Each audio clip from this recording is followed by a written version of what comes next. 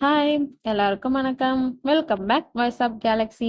இன்றைய கதையை பார்க்கறதுக்கு முன்னாடி நம்ம சேனலை பார்க்கலாம், சப்ஸ்கிரைப் பண்ணுங்க. அப்படியே பெல் ஐக்கானையும் கிளிக் பண்ணுங்க. வாங்க இன்றைய கதைக்கு போகலாம். சிவகங்கை மாவட்டம் திருவனபுவனத்தை விட்டு வெளியேறி கருநாகம் போல் படுத்து கிடக்கும் தார் சாலையில் மின்னல் வேகத்தில் பறந்து கொண்டிருந்த அந்த டாடா சுமோ வைகை ஆற்றின் மேல் நீளமாய் படுத்திருந்த அந்த பாலத்தை தொட்டதும் சற்று வேகம் மட்டுப்பட்டது. விஜய் வண்டியை நிப்பாட்டுடா என குணா அடித்தொண்டையிலிருந்து கத்தினான். கிரீச் என்ற சப்தத்துடன் சடன் பிரேக் கிட்ட விஜய், என்னடா என்னாச்சு என பதட்டமாய் கேட்டான். ஒண்ணுமில்லடா, இந்த லொகேஷன் அப்பாடு சூப்பரா இருக்கு, அதான் கீழிறங்கி 4-5 போட்டோஸ் எடுத்துட்டு போகலாம்னு நிப்பாட்ட சொன்னேன் என்றான் குணாப்பாடு கேஷுவலாய். இதுக்குத்தான் அப்படி கத்துனியா? நான் கூட என்னமோ ஏதோன்னு பயந்துட்டேன் என்றபடியே வண்டியை ஆஃப் செய்து கீழிறங்கினான் விஜய். நடிகர் பிரசாந்த் போன்ற தோற்றம், நிறம் மட்டும் கொஞ்சம் மட்டு. குணாவும் கேமராவை கழுத்தில் தொங்கவிட்டபடி இறங்கினான். இருவரும் பாலத்தின் கைப்பிடி சுவர் அருகே வந்து நின்று கீழே சுழித்துக் கொண்டாடும் வைகை ஆற்றையும் அதில் துள்ளி விளையாடும் மீன்களையும் ஒருவித ரசனையுடன் பார்த்தவாறு நின்றனர். ஆஹா, மீன்களை பார்த்தாலே நாக்குல ஜலம் ஊறுது. இதுல ஒரு 10 மீனை பிடிச்சு மசாலா தடவி அப்படியே எண்ணெய் போட்டு பொரிச்செடுத்தா யோ, சொல்லும் போது எச்சிலை உறிஞ்சினான் குணா. டேய் சாப்பாட்றாமா, உன் புத்தி ஏண்டா எப்பவுமே திங்கிற விஷயத்திலே சுத்துது? அவன் பின்மண்டையை லேசாய் தட்டி அப்போதான் ஞாபகம் வந்தவன, டேய் அவனுங்க 2 பேரும் எங்கடா என கேட்டான். முருகனும் ஆனந்த் ராஜம்மாவனா வண்டிக்குள்ளதான் வாயை பொழந்துட்டு தூங்கிட்டு இருக்கானுங்க. நேத்தைக்கு போட்டது இன்னும் இறங்கல போல இருக்கு என்றான் குணா. சே, இவனுங்களோட இதே ரோதனையா போச்சு. ராத்திரி புறாவும் மூக்கு முட்டை குடிக்கிறது, பகல்ல படுத்து தூங்குறது, கருமு கருமு என்று தலையில் அடித்து கொண்ட விஜய், போடா போய் அவனுங்கள எழுப்பி கூட்டிட்டு வாடா என குணாவுக்கு ஆணையிட்டான். சரி விடுடா, அவனுங்க அங்கேயே கடந்து வளரட்டும் என்ற குணாவை முறைத்து பார்த்த விஜய், இப்ப நீ போறியா இல்ல உன்னோட கேமராவை பிடுங்கி வைகாத்துக்குள்ள போடவா என்று மிரட்ட குணா வேண்டாம் என்று மெதுவாக நடந்தான். அவன் கள்ளத்தனத்தை புரிந்து கொண்ட விஜய் தானே ஜீப்பிற்கு சென்றான். மல்லாந்து படுத்து உறங்கிக் கொண்டிருந்த முருகனின் கால் கட்டை விரலை பிடித்து திருகினான். மை ஸ்வீட்டி முணங்கியபடி கண் விழித்த முருகன், எங்கடா நமிதா, எங்கடா நமிதா சுற்றுமுற்றும் தேடிவிட்டு மலங்க மலங்க விழித்தான். கனவில் நமிதாவோட டூயட் பாடிக்கொண்டிருந்தான் போலிருக்கு. இப்பதான் அவங்க அம்மா வீட்டுக்கு டெலிவரிக்கு போயிருக்காங்க என்று சிரித்தவாறு சொன்ன விஜய், இறங்கடா, இந்த லொகேஷன் சூப்பரா இருக்கு, போட்டோஸ் எடுக்கலாம் என்றான். முணுமுணுத்தபடி வண்டியை விட்டு இறங்கினான் முருகன். ஆண்டவா, பாதியில நின்னு போன நமிதா கனவை மறுபடியும் கண்டினியூ பண்ண அருள் செய்யப்பா என மனதிற்குள் வேண்டிக் கொண்டான். அடுத்தது இவனுக்கு தனியா சொல்லணும். டேய் எந்திரடா தடிமாடு. அரைக்கண் திறந்த நிலையில் தூங்கிக் கொண்டிருந்த ஆனந்தராஜ் தன் பின்புறத்தில் விழுந்த அடிக்கும் துள்ளிக்கொண்டு எழுந்தான். வாங்கடா 2 பேரும், நீங்களாம் எதுக்குடா டூர் வரீங்க? வண்டியில ஏறின உடனே தூங்குறீங்க, ரூமுக்கு போன உடனே தண்ணிய போட்டுட்டு படுத்துடுறீங்க என சொல்லியவாறு விஜய் முன்னடக்கம் அவர்கள் இருவரும் பின்தொடர்ந்தனர். பாலத்தின் கைப்பிடி சுவர் அருகே சென்றதும், அரே வாவ் சூப்பரியா என ஆனந்தராஜ் தன்னையும் அறியாமல் கூவினான். இப்ப கத்து, நான்சென்ஸ், இதுக்கு தாண்டா எழுப்புனேன், தேங்க்ஸ்டா என சுற்றி சுற்றி அந்த சூழலை மொத்தமாய் ரசித்த குணம், டே விஜா போட்டோ எடுக்கலாம்டா. தாராளமா, நீங்க 3 பேரும் அப்படியே அந்த கைப்பிடி சுவர்ல சாஞ்சு நில்லுங்க, நான் எடுக்கிறேன். அவர்கள் கோரஸாக ஓகே என்றவாறு போய் போஸ் கொடுக்க விஜய் கிளிக் கிளிக் என எடுத்தான். பின்னாடி தெரிகிற மலை நல்லா கவர் ஆச்சா என முருகன் திரும்பி பார்த்து கேட்டான். அதெல்லாம் சூப்பரா, அப்படியே வந்து வண்டிக்கு முன்னாடி நில்லுங்க, மொத்த பாலத்தையும் கவர் பண்ணி ஒரு ஸ்னாப் அடிச்சிடுறேன். அதையும் எடுத்தான். டே விஜய், நீயே எடுத்துட்டு இருந்தா எப்படி? வா, நீ வந்து இவனுங்க கூட நில்லு, நான் 2 ஸ்னாப்ஸ் எடுக்கிறேன். குணாவிடம் கேமராவை கொடுத்து விட்டு வேனின் முன் வந்து நண்பர்களுடன் நின்றான் விஜய். கேமரா இன்னொரு முறை கிளிக் ஆனது. என்று தாடைய சரிந்தவாறு யோசித்த விஜய், டே வண்டியை கொஞ்சம் மூவ் பண்ணி அதான் அங்க போய் 2-3 ஸ்டில் எடுப்போம். விஜய் வண்டியை கிளப்பி பாலத்தின் நடுப்பகுதிக்கு கொண்டு வந்து நிறுத்தினான். தொடர்ந்து அவர்கள் 4வரும் வண்டி மீது படுத்து கொண்டும் தரையில் அமர்ந்து கொண்டும் மானாவரியா போட்டோக்களை எடுத்து தள்ளினர். ஓகேடா, கிளம்புவோம் என்றான் விஜய். இனி நேரா ஊருக்குத்தானே என குணா தலையை சாய்த்து கொண்டு கேட்க, ஆமாண்டா, இங்கிருந்து நேரா திருப்பாச்சியத்தை அங்க லஞ்ச் சாப்பிட்டுட்டு அங்கிருந்து நேரா ஊருக்குத்தான். அந்த டாடா சும்மா மறுபடியும் பழைய வேகத்தில் பறக்க ஆரம்பித்தது. கேமராவை கையில் வைத்துக் கொண்டு இதுவரை எடுத்த போட்டோக்கள் எல்லாம் எப்படி வந்திருக்கு என்பதை ஆராய்ந்து கொண்டு வந்த முருகனை அதட்டினான் விஜய். தி தடியா, அதை எதுக்குடா நோண்டிட்டே இருக்க? ஸ்டில்ஸ் எல்லாம் எப்படி வந்திருக்குன்னு பாக்குறேன். அடே வேண்டாம்டா, போன தடவை இப்படிதான் பாக்குறேன்னு சொல்லி எடுத்த போட்டோக்கள் எல்லாம் அழிச்சு வச்ச. இப்போ அது மாதிரி பண்ணிடாதடா சாமி என விஜய் கத்த, அவன் கையிலிருந்த கேமரா வெடிக்கென்று பிடுங்கி பேக்கினுள் திணித்தான் ஆனந்தராஜ். அவர்களுக்கு அப்போது தெரியாது அந்த கேமராவில் ஒரு அதிர்ச்சி தரும் அமானுஷ்யம் ஒளிந்திருப்பது. அந்த ஏரியானது முழுக்க முழுக்க மேல்தட்டு வர்க்க மக்கள் மட்டும் வசிக்கும் பகுதி என்பதற்கு அடையாளமாய் இருபுறமும் பல லட்சங்கள் விழுங்கி ஏப்பம் விட்ட பங்களாக்களை கொண்டிருந்தது. பகல் நேரத்தில் கூட ஆள் நடமாட்டம் இல்லாமல் வெறிச்சொடி கிடந்தது தெரு. எல்லா வீட்டு போர்டுகளிலும் 1, 2 4 சக்கர வாகனங்கள் சொருகிக் கொண்டிருந்தன. அதில் சில வெளிநாட்டு தயாரிப்புகள். ஆங்காங்கே பால்கனி பிரம்பு சேர்களில் பெரிய பின்பக்கத்தை கொண்ட எஜமானி பெண்கள் வாயில் எதையோ அசை போட்டபடி புத்தகம் படித்துக் கொண்டிருந்தனர். சில பங்களாக்களின் தோட்டக்காரர்கள் செடிகளுக்கு கட்டிங் ஷேவிங் செய்து கொண்டிருந்தனர். 2வது தெருவில் இருந்த அந்த சுமாரான பங்களாவின் மொட்டை மாடியில் நின்று கொண்டு பக்கத்து வீட்டு வேலைக்காரி துணி துவைக்கும் மலையை கலைநயத்துடன் ரசித்துக் கொண்டிருந்த குணாவின் ஜீன்ஸ் பேண்டிற்குள் இருந்த மொபைல் கர்ரமுறவென்று ஏதோ ஒரு வெளிநாட்டு இசையை தன் ரிங் டோனாய் கத்தியது. ச்சே என்று சலித்தபடியே எடுத்து பார்த்தான். மறுமுனையில் விஜய். சொல்லுடா. குணா, உடனே கிளம்பி எங்க வீட்டுக்கு வாடா என விஜயின் குரலில் தெளிவில்லாமல் ஒரு பதட்டம். என்னடா, என்ன விஷயம்? ஏன் இவ்வளவு டென்ஷனா பேசுற? நீ ப்ரொபோஸ் பண்ணிய ராதிகா உன்னை ரிஜெக்ட் பண்ணிட்டாளா என சிரித்தபடி கேட்டான் குணா. விளையாடலாம், இது சீரியஸ் மேட்டர். அதெல்லாம் போன்ல சொல்லிட்டு இருக்க முடியாது. முதல்ல கிளம்பி வா. முருகனையும் ஆனந்தராஜையும் வர சொல்லியிருக்கேன், நீயும் வந்துடு. எதற்கும் எப்போதும் பதட்டப்படாத விஜயின் இன்றைய பதட்டம் குணாவிற்கு வியப்பையும் கொஞ்சம் அச்சத்தையும் ஏற்படுத்தியது. விஜய் இணைப்பை துண்டித்ததும் அவசர அவசரமாக வெளியேறிய குணா தன் பல்சரை ஸ்டார்ட் செய்து விஜயின் வீட்டை நோக்கி முறுக்கினான். குணா அங்கு போய் சேரும்போது முருகனும் ஆனந்தராஜும் ஏற்கனவே அங்கு வந்து விட்டிருந்தார்கள். அவர்கள் முகத்தில் டன் கணக்கில் கலவரம். முருகனின் கண்களில் கொஞ்சம் சிவப்பு வாங்கி இருந்தது. விஸ்கியின் பரிசோ என்னவோ. என்னடா, எதுக்கு அவ்வளவு அவசரமா வர சொன்ன? கேட்டுக்கொண்டே உள்ளே வந்தான் குணா. டீப்பாயின் மேல் இருந்த அந்த கவரை எடுத்து அவனிடம் நீட்டினான் விஜய். என்ன இது என வாங்கிய குணா அதனுள் இருந்ததை வெளியே கொட்டினான். போட்டோக்கள். ஓ, நம்ம டூர் போனப்ப எடுத்த போட்டோக்கள் வந்துருச்சா? அதுக்கே இப்படி பேரஞ்ச மாதிரி இருக்கீங்க என புன்னையுடன் கேட்டபடியே முருகன் அதை எடுத்து பார்க்க போக, ஆனந்த், நீயும் பாரு, அதுல ஒரு பெரிய விஷயம் இருக்கு சொல்லும் போதே விஜயின் குரலில் ஒருவித நடக்கம் தெரிந்தது. முதல் போட்டோவை எடுத்து பார்த்தான் குணா. பாலத்தின் கைப்பிடி சுவரில் சாய்ந்தபடி குணா, முருகன், ஆனந்தராஜ் மூவரும் நின்று கொண்டிருக்க, கூடவே அந்த கைப்பிடி சுவரின் மேல் லுங்கி கட்டம் போட்ட சட்டையுடன் ஒரு இளைஞன் உட்கார்ந்திருந்தான். இது யாரா ஒரு காட்டா நம்ம கூட உட்கார்ந்திருக்கான் என ஆனந்தராஜ் சாதாரணமாய் கேட்டான். அதற்கு பதில் சொல்லாத விஜய், மத்த போட்டோக்களையும் பாருங்கடா என்றான் சத்தமாய்.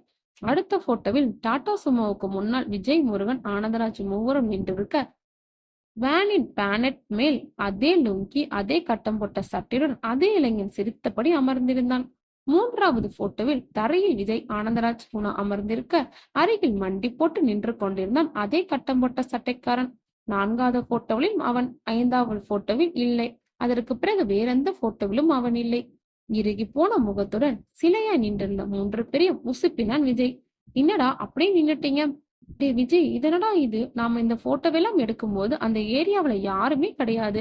அப்புறம் எப்படிடா இவனை பார்த்த மாதிரி ஞாபகமே இல்லையடா என குணா நடுங்கும் குரலில் கேட்டான். அதான்டா எனக்கும் புரியல. ஒண்ணு கவனிச்சிங்களா? பாலத்து மேல எடுத்த 4 போட்டோல மட்டும்தான் அவன் இருக்கான். மத்த இடங்கள்ல எடுத்த போட்டோஸ்ல எங்கேயும் அவன் இல்ல. அதுவரை நான் அமைதியா இருந்த ஆனந்தராஜ், டேய் ஏன்டா ஒண்ணுமில்லாத விஷயத்த பெருசு பண்றீங்க? நீங்க போட்டோ எடுக்கிற ஆர்வத்துல பிரேமுக்குள்ளார அவன் வந்ததை கவனிச்சிருக்க மாட்டீங்க. அப்படின்னா அந்த 4வது போட்டோ நீ எடுத்தது தானே? நாங்க தான் கவனிக்கல. நீயாவது கவனிச்சிருக்கலாம்ல என திருப்பி கேட்டான் விஜய். உடனே பதில் சொல்லாமல் சற்று நிதானமா யோசித்தான் ஆனந்தராஜ். இவன் சொல்றதும் வாஸ்தவம் தான். நான் தானே அந்த 4வது போட்டோ எடுத்தேன். அதை எடுக்கிறப்ப நல்லா கவனிச்சுதானே எடுத்தேன். பிரேமுக்குள்ளார அப்படி ஒரு ஆள் இல்லையே என சொல்லியவரை தன் தாடையை தேய்த்தான். திடீரென வாய்விட்டு சிரித்தான் முருகன். டேய் என்னடா சிரிக்கிற? இங்க அவன் என்ன ஏதுன்னு புரியாம மண்டையை உடைச்சிட்டு இருக்கோம். நீ எகத்தாலமா சிரிக்கிறியா என கடுப்பானான் குணா. சிரிக்காம என்ன பண்றது? கேமராவோட மெமரி கார்டு இப்போ உன்கிட்ட இருக்கா இல்ல ஸ்டுடியோக்காரங்கிட்ட இருக்கா? என்கிட்டதான் இருக்கு. போட்டோஸ் கொண்டு வந்து தரும்போதே அதையும் திருப்பி தந்துட்டான் என சொல்லியவரை பாக்கெட்ல இருந்து அதை வெளியில் எடுத்தான் விஜய். உன்கிட்ட கார்டு ரீடர் இருந்தா அதையும் லேப்டாப்லயும் கொண்டுட்டு வா. விஜய் கொண்டு வந்து தர அதை வாங்கிய முருகன் மெமரி கார்டில் இருந்த படங்களை லேப்டாப்பின் திரைக்கு கொண்டு வந்தான். அதில் எந்த போட்டோவில் அந்த கட்டம் போட்ட சட்டைக்காரன் இல்லை. எல்லாரும் கண்களை ஒரு தடவைக்கு 2 தடவை துடைத்து விட்டு பார்த்தனர். நல்லா பாத்துக்கங்க, இதுல எங்கேயும் அவன் இல்ல. இதிலிருந்து என்ன தெரியுது? நீ பிரிண்ட் போட கொடுத்த ஸ்டுடியோக்காரன் ஏதோ சில்மிஸா பண்ணிருக்கான் என முருகன் தன் கண்டுபிடிப்பை உற்சாகமாயிச்சல்ல. ச்சே, அதெல்லாம் அவனுக்கு என்னடா லாபம் என ஆனந்தராஜ் கேட்டான். தெரியல, சும்மா நம்மள மிரட்டுறதுக்காக கூட பண்ணிருக்கலாம். சில நிமிடங்கள் யோசித்த விஜய், எனக்கு என்னவோ இந்த லாஜிக் ஏத்துக்கிற மாதிரி இல்ல என்றான். அப்ப ஒண்ணு செய்வோம், இந்த மெமரி கார்டை வேற ஒரு ஸ்டுடியோக்காரங்கிட்ட கொடுத்து இன்னொரு பிரிண்ட் போட சொல்லி பார்ப்போம் என்றான் ஆனந்தராஜ். கரெக்ட், அதுதான் சரி. டேய் முருகா, அந்த மெமரி கார்டை கொடு, நான் போய் வேற ஒரு இடத்துல பிரிண்ட் போட்டுட்டு வரேன் என எழுந்தான் குணா. கையில் அதை வாங்கி கொண்டு, டேய் முருகா, உன் பைக் சாவியை கொடுடா. வேகமாக வெளியேறிய குணா மகிழ்ச்சியான ஒரு தகவலுடன் வருவான் என்று நம்பி காத்திருந்தனர் நண்பர்கள். நிதானமாக பைக்கை செலுத்திக் கொண்டிருந்த குணா மனதில் அந்த கட்டம் போட்ட சட்டைக்கார இளைஞனை திரும்ப திரும்ப வந்தான். யார் அவன்? எப்படி எங்க போட்டோக்குள்ள வந்தான்? பார்வை சாலையின் மீது இருந்தாலும் சிந்தனை வேறெங்கோ இருந்த காரணத்தால் நோ என்ட்ரிக்குள் புகுந்தான். ஸ்டாப் ஸ்டாப் என கையை ஆட்டிக்கொண்டே வந்தார் டிராபிக் கான்ஸ்டபிள். சொல்லுங்க சார் என்றான் ஏதோ நினைவில். சொல்லுங்க சாரா, என்ன சொல்றது? வெங்காய விலை அநியாயத்துக்கு அதிகமாயிடுச்சு, அத சொல்றதா? இல்ல நயன்தாராவுக்கு 4 நாளா காய்ச்சலாம், அத சொல்றதா என கான்ஸ்டபிள் கோபம் கலந்த நகைச்சுவையுடன் சொல்ல, மெல்ல புன்னகைத்தான் குணர். சிரிக்காதடா, நோ என்றல வந்தது இல்லாம சொல்லுங்க சார்னு என்னையே கேக்குறியா? Sorry sir. பாக்கெட்ல எவ்வளவு வச்சிருக்க? அவள் பாக்கெட்டை பார்த்தவாறே கேட்டார் கான்ஸ்டபிள். வந்து 10 ரூபாய் சார் என்று குணா ஒரு பொய்யை சொல்ல, அந்த கான்ஸ்டபிள் அவன் எதிர்பாராத நேரத்தில் அவன் சட்டை பாக்கெட்டின் கையை விட்டு உள்ளே இருந்த 3 ரூபாய் நோட்டுகளை எடுத்தார். ஓ, இதுதான் உங்க ஊர்ல 10 ரூபாயா? சார், அது வந்து நீ வரவே வேண்டாம், அப்படியே ரிவர்ஸ்ல கிளம்பு, திரும்பி போக வேண்டிய திசையை கை காட்டி சொன்னார் கான்ஸ்டபிள். சார், சுத்தமா பாக்கெட் காலி சார், ஒரு 100 ரூபாய் கொடுங்க சார் என கெஞ்சினான் குணா. அப்படியா, அப்ப ஒண்ணு செய், இந்த 300 ரூபாயுமே நான் திருப்பி கொடுத்துறேன். அதுவும் அந்த போலீஸ் ஜீப்புக்கு அந்த பக்கம் எஸ்ஐ சாரு இருக்காரு, ஃபைன் போட்டுட்டு இருக்காரு, அதுல போய் ரசீது போட்டிக்கோ, அவரை போய் பாரு என சொல்ல, குணா தயங்க, என்னைய தயங்குற சார்? அங்க போனா 1000 கட்டணம், இங்க வெறும் 300, எது பெட்டர் உனக்கு? 300 தான் சார். அப்ப திரும்பி போயிட்டே இரு என சொல்லிக்கொண்டு இன்னொரு பைக்காரனை ஓடோடி போய் நிறுத்தினார் கான்ஸ்டபிள். சரியான வசூல் ராஜாவா இருப்பான் போலிருக்கு என்று முணுமுணுத்துக் கொண்டே பைக்கை திருப்பினான் குணா. இருந்த பணத்தை எல்லாம் இப்ப போலீஸ்காரன் பிடிங்கிட்டான். இப்ப ஸ்டுடியோக்கு போய் எப்படி போட்டோக்களை பிரிண்ட் போடுறது? கடன் சொல்லி பார்ப்போம், வேற என்ன பண்றது? நிதானமாய் பைக்கை செலுத்தியபடி சென்றவன் அந்த போட்டோ ஸ்டுடியோவை அடைந்ததும் வண்டியை நிறுத்தி ஸ்டாண்ட் போட்டான். ஸ்டுடியோவின் கண்ணாடி கதவை தள்ளிக்கொண்டு உள்ளே சென்றவன் அங்கிருந்த பெண்ணை பார்த்ததும் முகம் சுண்டி போனான். ஆஹா, இவ என்ன இங்க இருக்கா? அதே போல் அந்த பெண்ணும் குணாவை பார்த்து கடுப்பானாள். அவன் வீடிருக்கும் ஏரியாவில் குடியிருக்கும் அந்த பெண்ணிடம் 1 முறை 2 முறை அல்ல, பல முறை காதலுக்காய் விண்ணப்பித்து தோற்று போனவன் குணா. இந்த இடத்தில் அவள் இருப்பாள் என்பது தெரியாமல் உள்ளே புகுந்து தர்ம சங்கடத்தில் நெளிந்தவனும், சொல்லுங்க சார், என்ன வேணும் உங்களுக்கு? எங்கோ பார்த்து கொண்டு கேட்டாள் அவள். வந்து ஸ்டுடியோ ஓனர் இல்லையா என கேட்டான் குணம். ஏன் ஸ்டுடியோ விலைக்கு கேட்க போறீங்களா என திருப்பி கேட்டாள் அவள். எரிச்சலாகி போன குணம் தன் பாக்கெட்டில் இருந்த மெமரி கார்டை எடுத்து நீட்டி, இதில் இருக்க போட்டோக்களை பிரிண்ட் போடணும் என்றான். ஓனர் இருந்தாலும் இந்த வேலையை நான் தான் செய்வேன், அதனால் என்கிட்டே கொடுக்கலாம் என்றாள் அந்த பெண். அதுக்காக இல்ல, வர்ற வழியில ஏடிஎம்ல பணம் எடுக்கலாம்னு நினைச்சு வந்தேன், ஆனா ஏடிஎம் மிஷின்ல ஏதோ கோளாறு, பணம் எடுக்க முடியல, அதான் ஓனர் இருந்தாருன்னா என இழுத்தான். இருந்தாருன்னா கடை சொல்லிருக்கலாம்னு வந்தீங்களா, அப்படித்தானே என தலை சாய்த்து கொண்டு இலக்கார சிரிப்புடன் கேட்டாள் அவள். அது குணாவின் சுயமரியாதையை தொட்டுவிட சற்றென்று வெளியே செல்ல திரும்பினான். சார், ஒரு நிமிஷம் என்று சொல்லி அவனை நிறுத்திய அந்த பெண், அந்த மெமரி கார்டை கொடுங்க, பிரிண்ட் போட்டு தரேன், நீங்க அப்புறமா வந்து பணத்தை கொடுங்க என்றாள். இல்ல பரவாயில்ல, வேண்டாம், அட கொடுங்க சார் என்றவள் அவன் கையிலிருந்த கார்டை வலுக்கட்டாயமாய் பறித்து கொண்டாள். வேறு வழி இல்லாமல் அங்கிருந்த பிளாஸ்டிக் சேரில் சென்றமர்ந்தான் குணா. சரியாக 1/2 மணி நேரத்தில் அந்த பெண் பிரிண்ட் போட்டு கொடுத்த போட்டோக்களை வாங்கி பார்த்த குணாவின் முகத்தில் அடையடையாய் பீதி அப்பிக்கொண்டது. ஈவினிங் மறக்காம வந்து பணத்தை கொடுத்துருங்க சார், இல்லைன்னா என்னோட சம்பளத்துல கை வச்சிடுவாரு ஓனர் என்றவள் குணாவின் முகத்திலிருந்த கலவரத்தை பார்த்து, ஏன் சார் பிரிண்ட் சரியா வரலையான்னு கேட்டாள். இடவளமாய் தலையாட்டிய குணம் வந்து, அந்த மெமரி கார்டுல இருக்கிற போட்டோக்களை நான் ஸ்கிரீன்ல பாக்கலாமான்னு கேட்டான். பார்க்கலாமா என்றவள் குணாவை அறைக்குள் அழைத்து கம்ப்யூட்டர் மானிட்டரை காட்டினாள். எந்த போட்டோவிலும் கட்டம் போட்ட சட்டைக்காரன் இல்லை. ஆனால் குணாவின் கையில் இருந்த போட்டோ பிரிண்ட்களில் அவன் இருந்தான். இரண்டையும் மாறி மாறி பார்த்தவனிடம், எதுக்கு சார் இப்படி மாத்தி மாத்தி பாக்கிறீங்க, ஸ்கிரீன்ல இருக்கிறதானே போட்டோலும் இருக்கு என்றாள் அந்த பெண். அப்படியா என கேட்டான் குணா. அதில் என்ன சந்தேகம், ஒரு நிமிஷம் இப்படி வாங்க என்று சொல்லி அவளை அருகில் அழைத்து தன் கையில் இருந்த போட்டோக்களை அவளிடம் கொடுத்து, இதுல ஜீப் பேனட் மேல கட்டம் போட்ட சட்டை போட்டுக்கிட்டு ஒரு ஆள் உட்கார்ந்துருக்கானே, அவன் யாரு என கேட்டாள். என்ன கேட்டா எனக்கு எப்படி தெரியும் என்றவரை ஒவ்வொரு போட்டோயும் வரிசையா பார்த்துக்கிட்டு எல்லா போட்டோலும் அவர் இருக்காரு என்றாள். ஆனா உங்க மானிட்டர்ல அவர் இல்லையே என்றான் குணா. அது எப்படி இல்லாம போகும் என்றவரை குனிந்து மானிட்டரில் ஒவ்வொரு போட்டோயும் நகர்த்தி நகர்த்தி பார்த்துவிட்டு, ஆமா இது என்ன அதிசயமா இருக்கு, மானிட்டர்ல அந்த ஆள் இல்ல, ஆனா போட்டோல இருக்காரு, யாரு சார் இவரு என குணாவிடம் கேட்டாள். அது தெரியாமல் தான் நான் உங்ககிட்ட கேக்குறேன், யார் அவர் என திருப்பி கேட்டான் குணா. லேசாய் முகம் அறியவன், எனக்கு தெரியாது சார் என்றால் கரகரத்த குரலில். இப்படி தெரியாதுன்னு சொன்னா எப்படிமா, உங்க மானிட்டர்ல இல்ல, நீங்க பிரிண்ட் போட்டு கொடுக்குற போட்டோல இருக்குது, அப்ப நீ தானே சொல்லணும், சொல்லு யார் அந்த ஆளு. நீங்க ஈவினிங் ஓனர் வந்ததும் அவர்கிட்ட கேளுங்க, எனக்கு எதுவும் தெரியாது. இரு கையும் உதறிக்கொண்டு சொன்னாள் அவள். ஓகே, ஈவினிங் வர என சொல்லிவிட்டு வேகமாக வெளியேறி பைக்கை ஸ்டார்ட் செய்தான் குணா. போகும் அவனையே மிரட்சியுடன் பார்த்து கொண்டு நின்றிருந்தாள் அந்த பெண். அரை மணி நேரத்தில் திரும்பிய குணாவின் முகத்தை பார்த்ததுமே அவன் நண்பர்கள் கண்டுபிடித்து விட்டனர். ஏண்டா இவ்வளவு நேரம், கலக்கம் கலந்த குரலில் கேட்டான் ஆனந்தராஜ். டிராபிக் கான்ஸ்டபிள் கிட்ட மாட்டிக்கிட்டு 300 ரூபாய் தண்டம் எழுதிட்டு வரேன். எதுக்கு, நோ என்ட்ரில போயிட்டேன் என சோகமாய் சொன்னான் குணா. சரி, போட்டோ பிரிண்ட் போட்டியா இல்லையா என விஜய் கேட்க, போட்டேன், அதுல அந்த ஆள் இருந்தான். ஒரு சந்தேகத்துல மெமரி கார்டு மறுபடியும் கம்ப்யூட்டர்ல போட்டு மானிட்டர்ல பார்த்தேன், அதுல அந்த ஆள் இல்ல. அப்படின்னா பிரிண்ட் போட்டா மட்டும் அதுல இருக்கான் என ஆனந்தராஜ் தாடைய சொரிந்தபடி சொல்ல, நீ இந்த விஷயத்த சாதாரண நினைச்சு விட்டுட முடியாதுடா, we have do something என விஜய் ஒருவித ஆவேசத்துடன் சொன்னான். எனக்கு பயமா இருக்குடா என குணா தனிந்த குரலில் சொல்ல, அடைச்சி சும்மா இடா, எதுக்கு பயம், அது வந்து பேக்கி என நடுக்கமாய் சொன்னான் குணா. சுற்றுமுற்றும் பார்த்தபடி சொன்ன குணாவை இருத்தி விடுவது போல் பார்த்தான் விஜய். ஓகே விஜய், நாம இதுல என்ன செய்யணும்னு நீ நினைக்கிற என ஆனந்தராஜ் கேட்க, நாம எல்லாரும் இளைஞர்கள் தானே, அதுவும் படிச்ச இளைஞர்கள் தானே, நமக்கு இப்படி ஒரு அனுபவம் ஏற்பட்டிருக்கும் போது அது என்ன ஏதுன்னு தீர ஆராயமா பயந்து போய் விட்டுடலாமா, தைரியமா உள்ளார இறங்கி பார்க்கணும். சரிடா, ஆராய்ச்சி பண்ணி என்ன பண்ண போற, ஆவி ஆராய்ச்சி நிலையம் ஆரம்பிச்சு பணம் பண்ண போறியா, ஒரு புத்தகம் போட போறேன் என்று எரிச்சலாய் சொன்ன விஜய், என்னடா பேசுற நீ, நம்ம கண்ணு முன்னாடி ஒரு அதிசயம் நடந்திருக்கு, அது எப்படி நடந்தது, என்ன காரணம் தெரிஞ்சுக்க ஒரு ஆர்வமே வரலையாடா உங்களுக்கு, நண்பர்கள் மூவரின் முகத்தையும் பார்த்து கேட்டான் விஜய். மூவரும் வாயே திறக்கவில்லை. சில வினாடிகள் பின், ஓகே இப்ப என்ன பண்ணலாம் என ஆனந்தராஜ் சமாதானமாகி கேட்டான். மறுபடியும் அந்த இடத்துக்கு போய் பாலத்துக்கு பக்கத்துல இருக்க கிராமத்து மக்களை சந்திச்சு அவங்க கிட்ட இந்த போட்டோவை காட்டி இந்த ஆளை பத்தி விசாரிக்கணும். நிச்சயம் அந்த ஏரியாக்காரங்களுக்கு இவனை அடையாளம் தெரிஞ்சிருப்போம். என்னது, மறுபடியும் அந்த இடத்துக்கா, ஐயோ ராமா என விழிகளை உருட்டினான் குணா. டே விஜய், நான் ஒண்ணு சொன்னா கேப்பியா, பேசாம இந்த விஷயத்த போலீஸ்ல சொல்லிட்டு நாம நம்ம வேலையை பார்ப்போம், அவங்க வேணா இந்த ஆராய்ச்சியை பண்ணட்டும் என சொன்னான் முருகன். புரிஞ்சிருப்பு சிரித்த விஜய், டே இதை என்னன்னு போயிடா போலீஸ்ல சொல்றது, அவங்க கண்ணெதிரில உயிரோட நடமாட்டி இருக்கிற குற்றவாளிய கண்டுபிடிக்க மாட்டாங்க, இப்படி அமானுஷமா இருக்கிற ஆளையா கண்டுபிடிக்க போறாங்க என்றான். நடந்தது அப்படியே சொல்ல வேண்டியதான், கையில இருக்கிற ஆதாரங்களையும் காட்ட வேண்டியதான். மொத்தத்தையும் கேட்டுட்டு நம்ம 4 பேரையும் லூசுங்க மெண்டல் கேஸ்ன்னு தெளிவா முத்திர குத்தி ஆளுக்கு ஒரு சர்டிபிகேட்டும் கையில கொடுத்து அனுப்பிடுவாங்க.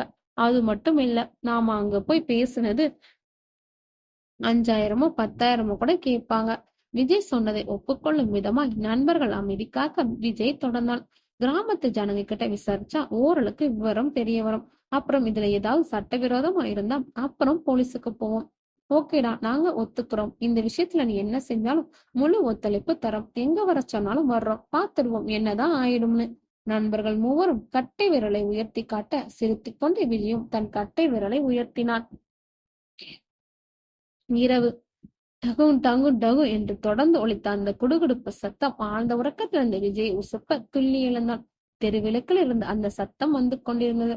இது என்ன சத்தம், பொது மாதிரி இருக்கே, இந்த மாதிரி ஒரு சத்தத்தை நான் இதுவரை கேட்டதே இல்லையே. குழப்பத்துடன் எழுந்து தன் அரைக்கதவை திறந்து கொண்டு மாடிப்படைகள் இறங்கி கீழே உள்ள ஹாலுக்கு வந்தான். அங்கே அவன் தாய் சகுந்தலா ஏற்கனவே வந்து உட்கார்ந்திருந்தாள். அவள் கவனம் முழுவதும் வெளியில் இருந்து கேட்கும் அந்த ஓசை மீதே இருந்தது. விஜய் ஏதோ கேட்க வாயெடுக்க அவனை பேச வேண்டாம் என்று சொல்லும் விதமாய் தனது வலது கை ஆட்காட்டி விரலை தன் வாய் மீது வைத்து காட்டினான். அமைதியானான் விஜய். ஜக்கம்மா சொல்றா என குடுகுடுப்புக்காரன் பேச ஆரம்பித்தான். ஆவேசத்துல அலையிற ஆன்மாவ இந்த வீட்டு ஜீவன் ஒண்ணு அடையாளம் காண போகுது. தேடி போய் தீயில் விழவா, ஆடி போய் ஆளியில் விழவா கூடாது. இந்த வீட்டு ஜீவன் தூரதேசம் நாடத்திருக்கும் தூரமேதும் இல்லைன்னு ஜக்கம்மா சொல்றா. அடுத்த சில அமைதி நிமிடங்களுக்கு பிறகு அந்த குடுகுடுப்புக்காரன் குரல் அடுத்த வீட்டு வாசலில் கேட்டது. மெல்ல தாயிடம் வந்த விஜய், மா அவன் யாருமா, எதுக்கு நம்ம வீட்டு வாசல நின்னு என்னென்னமோ சொல்லிட்டு போறான் என கிசு கிசு குரலில் கேட்டாள். இவன் ஜாம கோடாங்கிப்பான், இப்படிதான் ஒவ்வொரு வீட்டு வாசலில் போய் பணம் சொல்லுவான், காசு நாளைக்கு பகல்ல வந்து வாங்குவான். ஆமா, இவனை பற்றியெல்லாம் நீ கேள்விப்பட்டது இல்லையா என ஆச்சரியமா கேட்டாள் சகுந்தலா. அது சரி, 5ஆம் வகுப்புல இருந்து என்னை கொண்டு போய் ஊட்டி ஹாஸ்டல்ல தள்ளிட்டீங்க, அங்கெல்லாம் இவனுங்க வரவே முடியாது, அப்புறம் எப்படி எனக்கு இவனை பத்தி எல்லாம் தெரியும் என்று விஜய் சொல்லி கொண்டிருக்க, அவன் தாய் எங்கோ பார்வை வைத்துக் கொண்டு எதையோ சீரியஸா யோசித்துக் கொண்டிருந்தாள். என்னம்மா நான் சொல்லிட்டே இருக்கேன், நீ எங்கேயும் யோசனை பண்ணிட்டு இருக்க. அவன் சொல்லிட்டு போனதை ஞாபகப்படுத்தி பாக்குறேன். ஆவசத்துல அலையுற ஆன்மாவ இந்த வீட்டு ஜீவனொன்னு அடையாளம் காண போகுது. தேடி போய் தீயில் விழவா, ஆடி போய் ஆலையில் விழவா கூடாது.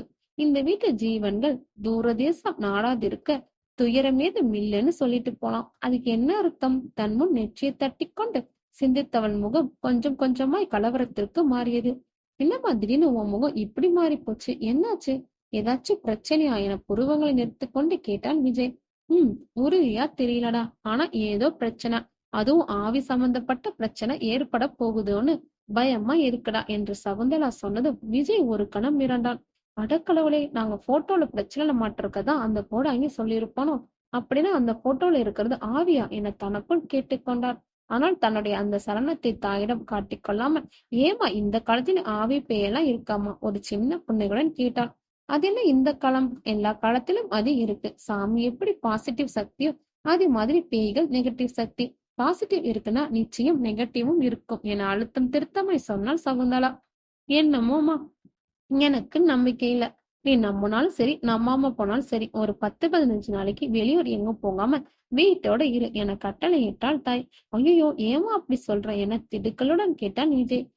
இப்ப அந்த குடம் என்ன சொல்லிட்டு போனா, இந்த வீட்டு ஜீவன்கள் தூரதேசம் நாடாதிருக்க துயரம் எதுவும் இல்லைன்னு சொன்னாரு தானே. அதுக்கு என்ன அர்த்தம்? இந்த வீட்டுல இருக்கிறவங்க யாரும் கொஞ்ச நாளைக்கு வெளியூர் எங்கும் போகாம இருந்தா துயரம் எதுவும் இல்லைன்னு அர்த்தம் என சரியா அவளை கூர்ந்து பார்த்து சகுந்தலா சொல்ல, சாரிம்மா, நாளைக்கு நானும் என் ஃப்ரெண்டுகளும் வெளியூர் போக போறோம், ஒரு முக்கியமான வேலை. எந்தெந்த ஊருக்கு போக போறீங்க? திருபுவனம். அங்க உனக்கு என்னடா வேலை? கைகளை ஆட்டி கேட்டாள் சகுந்தலா. வந்து என்று இழுத்தவன் அவசரமாய் ஒரு பொய்யை யோசித்தான். நம்ம குணோட அம்மாவுக்கு அந்த ஊர்ல ஒரு ஆயுர்வேத வைத்தியர்கிட்ட ஆயுர்வேத மருந்து ஆர்டர் பண்ணியிருந்தோம். அது ரெடி ஆயிடுச்சுன்னு தகவல் வந்துச்சு. அதான் அதை வாங்கிட்டு வர போறோம் என சொன்னான். எப்ப திரும்பி வருவீங்க? எப்படி 2-3 நாள் ஆயிடும் என்று சொல்ல வந்தவன் அதை அப்படியே நிறுத்தி கொண்டு, காலையில கிளம்பி போயிட்டு சாயந்தரம் வந்துடுவோம்மா என்றான். சில நிமிடங்கள் யோசித்த சங்கலாம், எதுக்கும் பார்த்து ஜாக்கிரதையா போயிட்டு சீக்கிரமா திரும்பி வந்துடுங்க என்றான். சரிம்மா என்றவரை கொட்டாவி விட்டவன், நான் போய் தூங்குறேம்மா, காலைல சீக்கிரமே எந்திரிச்சு கிளம்பணும் என்று சொல்லிக்கொண்டே தன் அறையை நோக்கி சென்றான். போகும் அவனையே கவலையுடன் பார்த்தாள் சகுந்தனா. மறுநாள் காலை அந்த டாடா சுமா மறுபடியும் சிவகங்கை மாவட்டத்தை நோக்கி பறந்தது. கோயட்பட்டி கிராமம் வைகை ஆற்றின் கரையிலிருந்து பசுமையை தொலைத்து விட்டிருந்தது. காரணம், விவசாயத்தில் ஈடுபட்டுள்ள மக்களை விட கட்டிடத் தொழிலில் ஈடுபட்டுள்ள மக்களை அங்கு அதிகம் வசித்து வந்தனர்.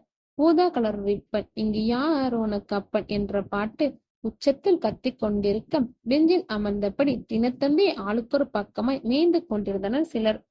டீக்கடைக்காரன் உள்பக்கம் அடி அங்க வாழைக்காய் பஜ்ஜிக்கு மாவு கரைச்சிட்டியாடி என கத்தலாய் கேட்டாள். அதெல்லாம் அப்பவே கரைச்சாச்சு, நீங்க முதல்ல எண்ணெய காய வைங்க என சொல்லியபடியே அங்காத்தாளின் உள்ளிருந்து வந்த அங்காத்தால் நாலாபுறமும் பிரம்மாண்டம் காட்டினாள். மினி பஸ் கூட எட்டி பார்க்காத அந்த கிராமத்திற்குள் இடுமன ஒரு டாடா சுமோ நுழைந்து டீ கடை வாசலில் நிற்க டீக்கடைக்காரன் நெற்றி சொருக்கினான். கவர்மெண்ட் ஆபீசர்களோ காசு கீசு பிடுங்க வந்திருக்கானுங்களோ? பிரம்மாண்ட ஜீவன் ஆச்சரியம் காட்டியது. அதிலும் ஒரு கவர்ச்சி இருக்கத்தான் செய்தது. தினத்தந்தி மேயர்கள் வாயை பிளந்தனர். எலெக்ஷன் வர்றதோ செய்தி எதுவும் இல்லையே, அப்புறம் எதுக்கு ஊருக்குள்ளார ஜீப்பு? கவர்மெண்ட் ஏதாவது இலவசமா கொடுத்திருக்காங்களோ என்னவோ. டாடா சுமையில இருந்து இறங்கிய நால்வரும் நேரா டீ கடைக்கு சென்று காலியா இருந்த இன்னொரு பெஞ்சில் அமர்ந்தனர். டீக்காரன் மனைவி மாறாப்பை தன்னிச்சையை தரி செய்தாள். அவள் அதை சரி செய்த பின் தான் ஈர்ப்பு அதிகம் இருந்ததை குணா கண்டுபிடித்தான். 4 லைட் டீ என விஜய் ஆர்டர் செய்தான். டீ வருவதற்குள் அந்த தினத்தத்தி வாசிப்புடன் ஒரு சின்ன என்கொயரி பண்ணிவிடலாம் என நினைத்து பெஞ்சிலிருந்து எழுந்த விஜய் அவர்கள் நெருங்கி வந்து புன்னகித்தான். பதில் புன்னகை எந்த முகச்செடியிலும் பூக்கவில்லை. இட்ஸ் ஓகே என்ற தோள்களை குலுக்கிக் கொண்டு என்னனே இன்னைக்கு பேப்பர்ல என்ன விசேஷம் என சிநேகிதமாய் கேட்டான் விஜய். அப்போதும் எந்த வாயும் பதில் சொல்லவில்லை. சில நிமிடங்களுக்கு பிறகு தன் பாக்கெட்டிலிருந்து அந்த போட்டோவை எடுத்து ஒருவரிடம் காட்டி, இந்த ஆள் இந்த ஊர்க்காரனா கேட்டாள். போட்டோவிலிருந்து அந்த கட்டம் போட்ட சட்டக்காரனை பார்த்ததும் அவன் முகம் வெளுத்து போனது. கண்களில் பீதி வழிய விஜய் ஏறிட்டு பார்த்தான். சட்டென இருந்து அதே வேகத்தில் அங்கிருந்து நகர்ந்தான். மிஸ்டர் மிஸ்டர் என விஜய் கூப்பிடுவதை அவன் காதில் வாங்கி கொண்டதாகவே தெரியவில்லை. குணாவும் முருகனும் எழுந்து வந்து, என்ன விஜய், நீ என்ன கேட்ட, எதுக்கு இருந்தாலும் இந்த ஓட்டம் ஓடுறான்? விஜய் நடந்தது சொல்ல அவர்களுக்கும் வியப்பு தொற்றிக் கொண்டது.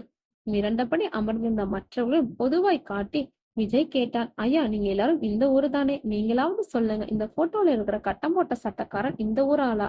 அவர்கள் ஒருவரை ஒருவர் பார்த்து கொண்டு மெதுவாக எழுந்து எந்தவித ரியாக்ஷனும் காட்டாமல் அங்கிருந்து நழுவினர். அதில் ஒருவனுக்கு லுங்கி லேசா ஈரமாகி விட்டது. என்ன விஜய், எவனும் ஒண்ணுமே பேச மாட்டேங்கிறானுங்க. அட ஆமா இல்லைன்னு ஒரு வார்த்தையாவது சொல்லலாம்ல என குணா கடுப்பாகி சொன்னான்.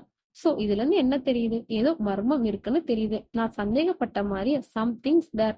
கடைக்காரன் டீயை கொண்டு வந்து நீட்ட ஆளு கொஞ்சம் எடுத்து பருக ஆரம்பித்தனர்.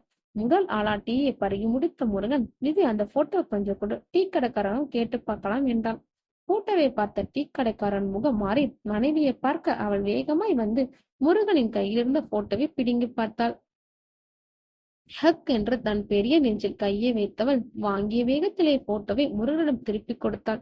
வேகமூச்சில் அவள் நெஞ்சு கூடு இல்லை, நெஞ்சு குன்று ஏறி இறங்கியது.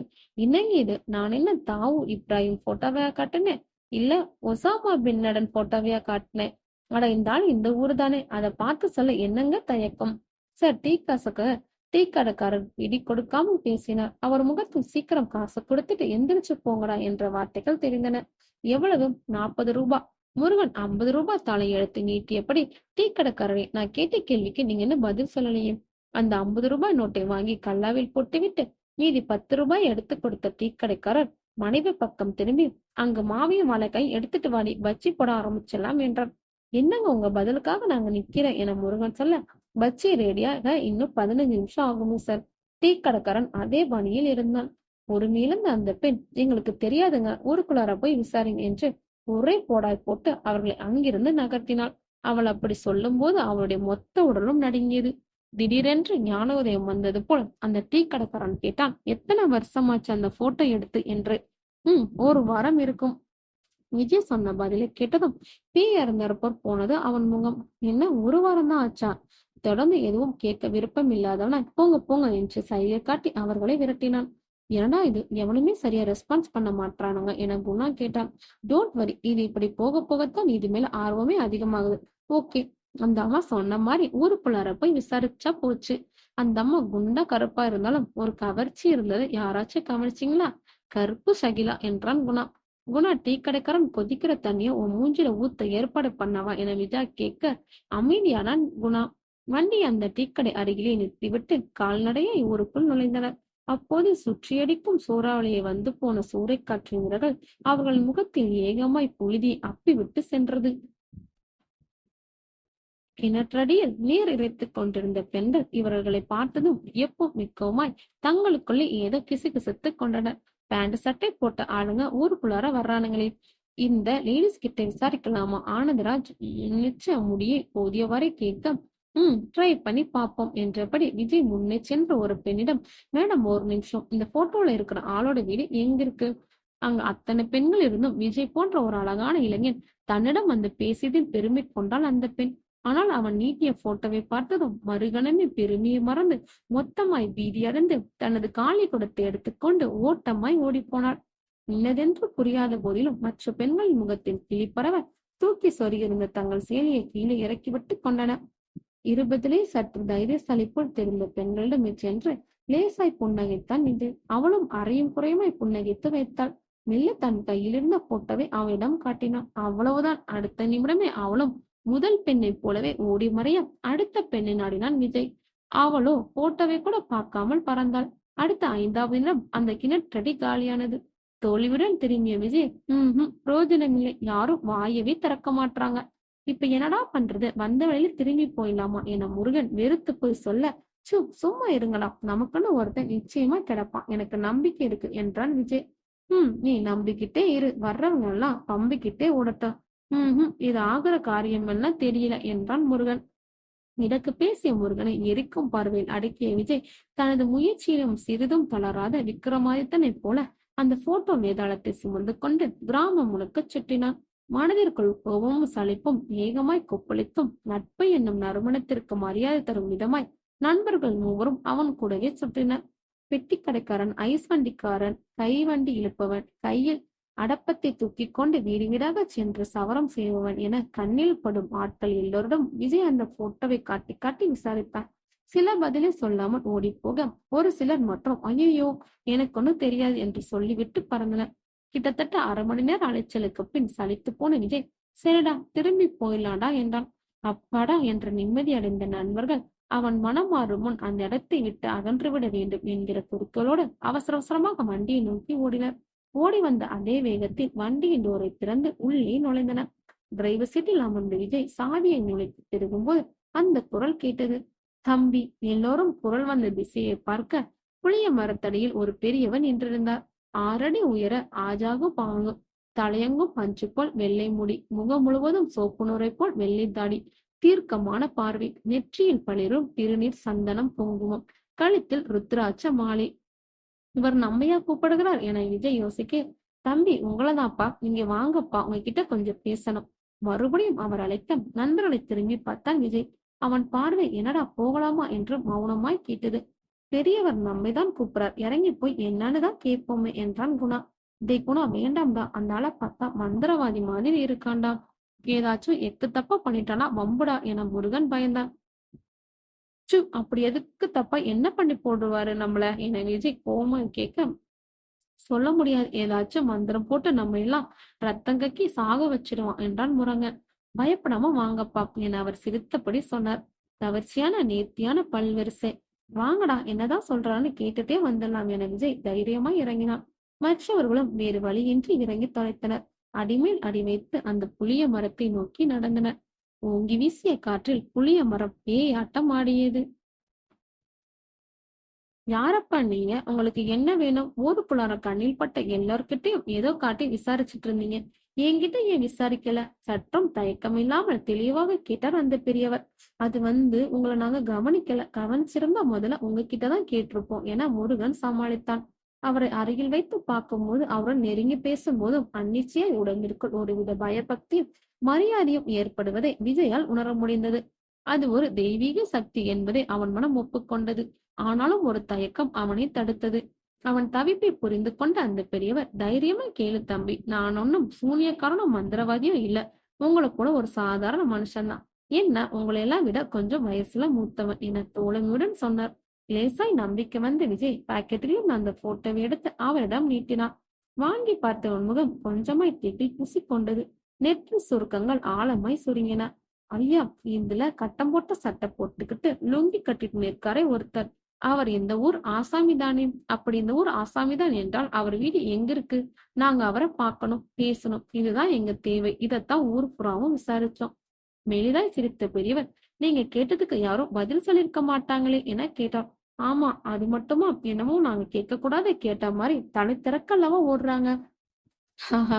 எப்படி சொல்லுவாங்க? சொன்னா அவங்க வீட்டுல அடுப்பு எரியாதே. ஏதோ கொஞ்சமாய் கிடைச்சிக்கிட்டு இருக்க உணவும் அந்தில ஒண்டிக்கிற குடிசையும் இல்லாம போயிடுமே என்றார் பெரியவர். என்னது, அவங்க வீட்டுல அடுப்பு எரியாதா? ஐயா, நீங்க என்ன சொல்றீங்க? கொஞ்சம் புரியும்படியா சொல்லுங்க என விஜய் அவர் முகத்தை கூர்ந்து பார்த்து கேட்டான். தம்பி, அது ஒரு பெரிய கதைப்பா. சும்மா ஒரு வார்த்தையில சொல்லி முடிக்கிற சொல்லவட அல்லப்பா. தாடிய நீவியபடி அவர் சொல்ல, கதையா? என்ன கதை? காதல் கதையா இல்ல சோக கதையா என குணா கிண்டல் தொனிக்க கேட்டான். தொடங்கும் போது காதல் கதையா ஆரம்பிச்சு முடியும் போது சோக கதையா முடிஞ்சு ஒரு குடும்ப கதை. சொல்லும் போது பெரியவரின் முகத்தில் ஒரு இறுக்கம் தோன்றியது. அவரை அவரையும் அறியாமல் தாடியே நீங்கியது. ஐயா, குழப்பறீங்களே, தலையை பித்துக் கொள்வது போல் அபிநயம் செய்தான் ஆனந்தராஜ். இடையில் புகுந்த குணா, சாமி, நாங்க ஏற்கனவே ரொம்ப நொந்து போயிருக்கோம். உங்களுக்கு இந்த ஆளை தெரியும்னு சொல்லுங்க, இல்ல தெரியாதுன்னு சொல்லுங்க. அதை விட்டுட்டு சும்மா காதல் கதை, சோக கதை, குடும்ப கதைன்னு மர்ம கதை சொல்லாதீங்க என கோபமாய் சொன்னான். சரிப்பா, ஒரே வார்த்தையில சொல்ற, தெரியும், எனக்கு இந்த ஆளை தெரியும், போதுமா என்றார் பெரியவர். அதை கேட்டு மகிழ்ந்து போன விஜய், தெரியும்னா என்ன தெரியும் என கேட்டான். எனக்கு அந்த கட்டம் போட்ட சட்டக்காரன தெரியும். அவன் வரலாறு ரொம்ப நல்லாவே தெரியும். ஓ, வெரி குட் வெரி குட். அப்ப அவன் வீடு எங்க இருக்குன்னு விலாசம் சொல்லுங்க, நாங்க போய் பாத்துக்கிறோம் என்றான் முருகன். நீங்க அவனை பார்க்க முடியாதப்பா. அப்படி அவனை பார்க்கணும்னா நீங்க யமலோகத்துக்கு தான் போகணும். ஏன்னா அவன் செத்து போய் பல வருஷம் ஆச்சு என சட்டென்று அதை சொன்னார் பெரியவர். என்னது, அவன் செத்து போயிட்டானாம் என முருகன் நாக்கு குளறினான். அவன் கை கால்கள் மெல்ல நடுங்க ஆரம்பித்தன. கண்களில் கிளி ஏறி இருந்தது. பெரியவரே, நீங்க பொய் எதுவும் சொல்லலையே? ஆமாப்பா, அவன் பேர் சுந்தரமூர்த்தி. அவன் செத்து போய் சுத்தமா 18 வருஷத்துக்கு மேலாச்சு. நால்வரும் அதிர்ச்சியில் உறைந்து போய் நின்றனர். சில அவஸ்தை நிமிடங்களுக்கு பிறகு ஓரளவுக்கு சுதாரித்துக் கொண்ட விஜய், ஐயா, என்னால் நீங்க சொன்னதை நம்ப முடியல. ஏன்னா நாங்க காட்டின அந்த போட்டோ ஒரு வாரத்துக்கு முந்திதான் எடுத்தது. அதுல அந்த ஆள் இருக்கான். அவன் செத்து போயிருந்தான். அவன் எப்படி எங்க போட்டோல என கேட்டான். ஹஹஹா என்று வாய்விட்டு சிரித்த அந்த பெரியவர், இப்ப அந்த பாலத்துக்கு போய் புதுசா ஒரு போட்டோ எடுத்து பாருங்க. அதுலயே இருப்பான். ஏன்னா அவன் ஆன்மா இன்னமும் அந்த பாலத்து மேலதான் உலாத்திட்டு இருக்கும். ஏதோ ஒரு காரியத்தை முடிக்க அது சுத்திட்டு இருக்கு. அது முடிஞ்சதும் அதுவா சாந்தி அடைஞ்சு போயிடும் என்றார். ஐயையோ, எதுக்கு அந்த பாலத்துல இருக்கா என குணா மேலும் கீழும் பார்த்து கொண்டே கேட்டான். காவல், அந்த பாலத்துக்கு காவல். அவன் என்ன செக்யூரிட்டியா? இல்லையப்பா, அவன்தான் அந்த பாலம் உருவாக தன் உயிரையே கொடுத்தவன், தியாகி. புரியலையே நீங்க சொல்றது. புரியும்படியா சொல்றேன், கேளுங்க. சுமார் 18 வருஷத்துக்கு முன்னாடி என ஆரம்பித்தார் அவரது கதையை. திமிரு கொண்டு ஓடும் ஜல்லிக்கட்டு காளையாய் உதிர்த்தோடு கொண்டிருந்தது வைகை நதி. குறும்புக்கார மீன்கள் தன் ஜோடிகளை கவரும் வண்ணமாய் தண்ணீருக்கு மேலே வந்து டைவ் அடித்து ரொமான்ஸ் காட்டின. நதியின் குறுக்கே கிட்டத்தட்ட 1.5 கிலோமீட்டர் நீளத்திலான பாலத்தின் கட்டுமான பணிகள் வெகு சருவாக நடந்து கொண்டிருந்தது. தண்ணீருக்கு நடுவே ஆங்காங்கே ராட்சச பில்லர்கள் துருத்தி கொண்டிருக்க, ஆற்றின் குறுக்கே இடது கரையோரமாய் நூற்றுக்கணக்கான பேர் வேலை செய்து கொண்டிருந்தனர். சித்தாள் பெண்கள் வரிசையாய் வந்து இரும்பு சட்டியை நங் நங் என்று வைக்க, இயந்திர கதையில் அதனுள் சிமெண்ட் கலவையை வாரிக்கொட்டி கொண்டிருந்த சுந்தரமூர்த்தி கருத்த இளைஞன், ஆனால் முகத்தில் கலையுடன் பிறந்துவிட்ட ஏழை இளைஞன், உழைப்பில் சூரன், உத்தம புருஷன். குனிந்து நிமிரும் போது அவன் நெற்றி வியர்வை மூக்கின் மேல் தேங்கி அங்கிருந்த கலவைக்கு விழுந்து திருத்தது. முதுகெங்கும் வியர்வை கொப்புளங்கள். இப்படி மெஷினாட்டம் உழைச்சி கொட்டணுமா? கொஞ்சம் நிதானமா செய்யலாமில்ல? அவன் காதருகே ஒரு இனிமை குரல் அக்கறையை காட்டியது. நிமிர்ந்து பார்த்தான். கையில் இரும்பு சட்டியுடன் மோகனா நின்றிருந்தாள். சிவந்த மேயுடன் செதுக்கிய பொற்சிலை போல் உடல்வாகு. மேக்கப் குளத்தில் அவளை முக்கி எடுத்தால் பல சினிமா நடிகர்களுக்கு ஜுரம் வந்துவிடும். கண்களில் இயற்கையான காந்தம். அவள் கடைக்கண் பார்வை வரத்திற்காக காத்திருக்கும் வாலிபர்கள் ஏராளம். ஆனால் அவள் பார்வை என்னவோ அந்த சுந்தரமூர்த்தி மீதுதான். அன்பும் அக்கறையும் பாசமும் நேசமும் கலந்து வந்த அந்த வார்த்தைகள் அவன் மொத்த சோர்வையும் ஒரு நொடியில் துடைத்தெறிந்தது. என்னை மட்டும் சொல்றியே மோகி, நீ மட்டும் என்னவா? மத்த பொம்பளைகளும் இது வரைக்கும் 2 தடவை தான் வந்து வாரிக்கிட்டு போயிருக்காங்க. நீ இதோட 4வது சட்டி. தேவையா இப்படி ஒரு கடுமுழிப்பு? அவனுக்கும் அவள் மீது அக்கறை இருக்கவே செய்தது. அதே நேரம் அவள் அவனை திரும்பி திரும்பி பார்க்க அருகில் இருக்கும் ஆசையில்தான் வேக வேகமாக வேலை பார்க்கிறாள் என்பது அவனுக்கு தெரியாதல்லவா? அவள் உடல் நோகுமென்று அவனும், அவன் உடல் வலிக்குமென்று அவளும் பரஸ்பர அக்கறையில் காதல் செடி வளர்த்தனர். அது ஒரு நாள் பூவையும் பொழுதோறும் மனத்தையும் கொடுத்தபடி விரிந்து கொண்டே போனது. பின்னால் நின்று கொண்டிருந்த பெண் ஒருத்தி, போச்சடா, எம்ஜிஆரும் சரோஜா தேவியும் காதல் டயலுக்கு பேச ஆரம்பிச்சிட்டாங்க, இனி நாம மொட்டை வெயில கருத வேண்டியதா என்று நக்கலாய் சொல்ல, குமரி பெண்ணின் உள்ளத்திலே குடியிருக்க நான் வர வேண்டும். பின்னாலிருந்து ஒரு பாட்டு பாடி கிண்டல் செய்தால் இன்னொருத்தி. அவர்களின் நக்கள் தங்களுக்குள்ளாதான் என்பது புரிந்து புரியாதது போல் குறுஞ்சிரிப்புடன் கலவை அள்ளி மோகனாவின் சட்டியில் போட்டு அனுப்பி வைத்தான் சுந்தரமூர்த்தி. தலையில் கலவி சட்டிய சுமந்தபடி ஒய்யாரமாய் இடப்பை அசைத்து அசைத்து அவன் நடக்கையில் ஏறி இறங்கும் பின்புறங்களில் அவனுக்கு மின்சாரத்தை உற்பத்தி செய்தது.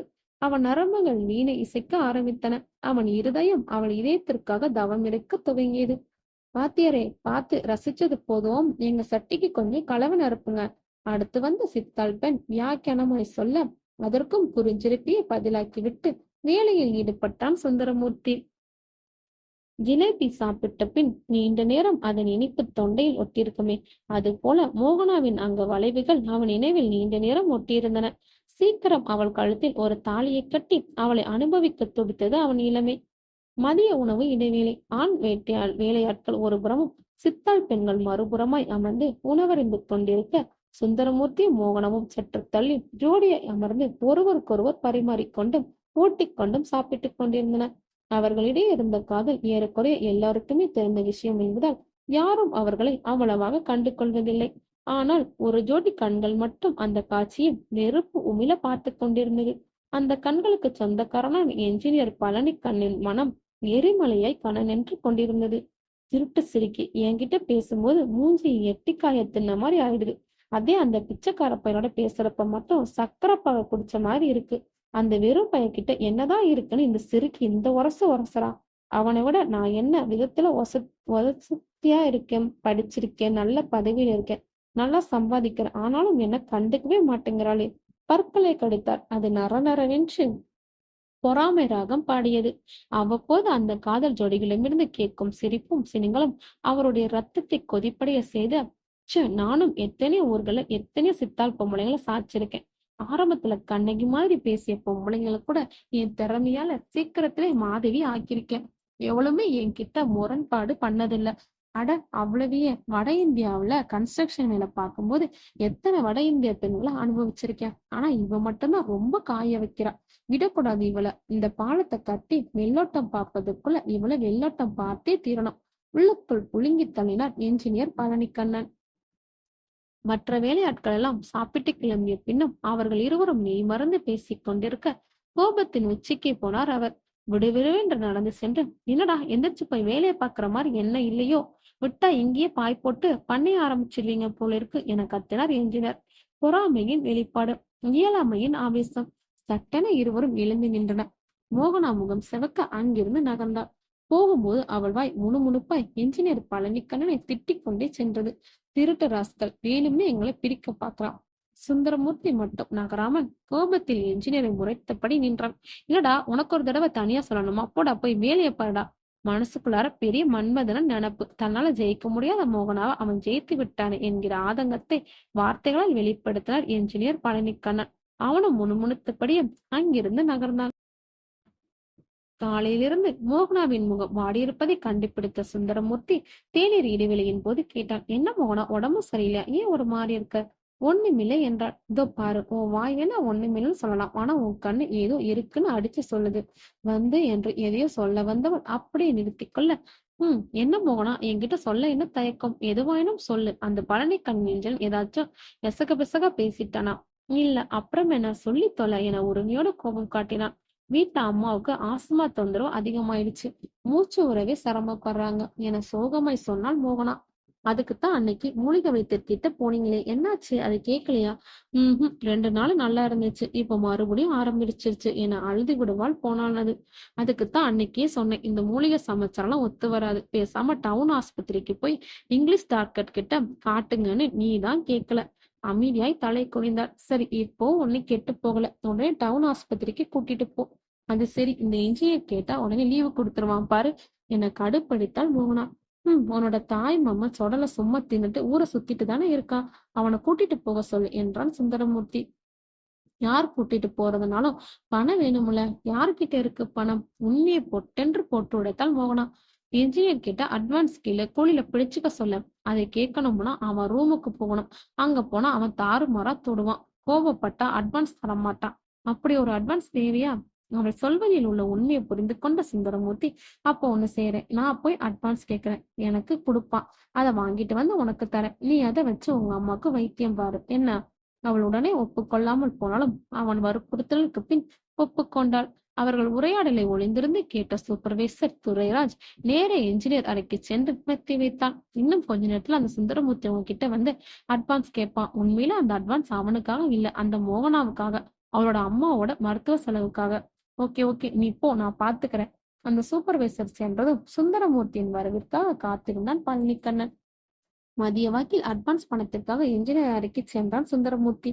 அதே நேரத்தில் யாருடனோ போனில் கத்தி பேசிக் கொண்டிருந்தார் பழனிக்கண்ணன். எனது அமௌண்ட் அலாட்டாக இன்னும் 4-5 நாள் ஆகுமா?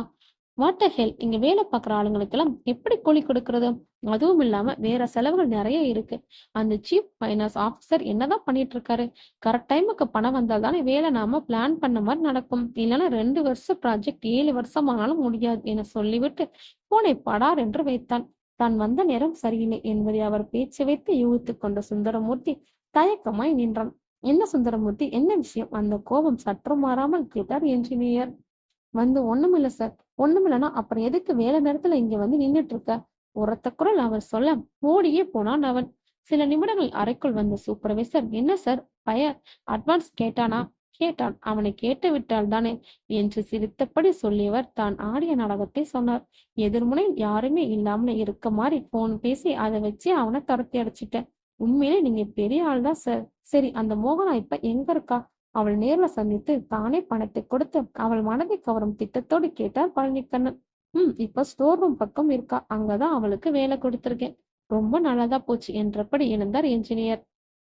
ஸ்டோர் ரூம் பக்கம் சென்றவர் அங்கே மோகனாவோடு மேலும் சில பெண்கள் இருக்க அவர்களுக்கு வேறு வேலையை கொடுத்து அங்கிருந்து நகர்த்திவிட்டு பழனிக்கண்ணன் மோகனாவிடம் வந்தார். என்ன மோகனா, அம்மா எப்படி இருக்காங்க? அவள் பதிலேதும் சொல்லாமல் இருக்க சுந்தரமூர்த்தி வந்தான். சார், மோகனா வருவா. அவ அம்மாவுக்கு உடம்பு சரியில்லைன்னு சொல்லி அட்வான்ஸ் கேட்பா. கொடுக்காதீங்க. அத்தனையும் போய். உண்மையில அவங்க அம்மா நல்லாதான் இருக்காங்க. இவ ஏதோ வேற செலவுக்காக அம்மா உடம்பு மேல பழி போடுறான்னு சொல்லிட்டு போறா. விருட்டென்று திரும்பி அவன் முகத்தை மோகனா பார்க்க, ஏன்னா நான் பொய் சொல்றேன்னு நினைக்கிறியா? தெரியும், நீ அப்படிதான் நினைப்ப. பரவாயில்ல, இன்னைக்கு இல்லாட்டி என்னைக்காவது ஒரு நாள் நீ என்னை பத்தி புரிஞ்சுக்குவ, அவனை பற்றியும் புரிஞ்சுக்குவ. நல்ல பிள்ளைக்குள் சொல்லிவிட்டு நகர்ந்தவன் மறுபடியும் திரும்பி வந்து, உண்மையிலே அம்மாவுக்கு உடம்பு சரியில்லைன்னா தயங்காமல் சொல்லு, என் சொந்த பணத்தை தரேன், வாங்கி வைத்தியம் பாரு என்றார் பழனிக்கண்ணன். அதுக்கு பதிலா எங்க அம்மா செத்து கூட போகலாம் என சொல்லிவிட்டு முகத்தை வேறு பக்கம் திரும்பி கொண்டவளை ஆத்திரத்தோடு பார்த்தபடி அங்கிருந்து நகர்ந்தான் என்ஜினியர். மோகனாவால் உண்டான உடல் சூடு பழனிக்கண்ணனை அன்று முழுவதும் வேலை செய்ய விடாமல் அலக்களிக்க தவித்தார். வழக்கமாக 1 மணி நேரத்திற்கு ஒரு சிகரெட் உறிஞ்சுபவர் இன்று 1/4 மணி நேரத்திற்கு ஒரு சிகரெட் என்ற விதத்தில் உறிஞ்சி தள்ளினார். இந்த மோகனை என்ன பாடா படுத்துறாளே. அவர் அறைக்குள் வந்த சூப்பர்வைசர் துரைராஜ், சார் இன்னைக்கு ரொம்ப டென்ஷனா இருக்கீங்க போல இருக்கு கேட்டான். உனக்கு என்ன வேணும்? கோபத்தை அவன் மீது கொட்டினார் பழனிக்கண்ணன். சார், உங்க டென்ஷன் எதனால என்று எனக்கு தெரியும், கண்ணடித்தபடி சொன்னான். வெளியூரிலிருந்து வந்து அந்த ஊரில் தங்கியிருக்கும் சூப்பர்வைசர் துரை ராஜ் திருமணம் ஆனவன். ஊரில் அவனுக்கு மனைவியும் குழந்தைகளும் உண்டு.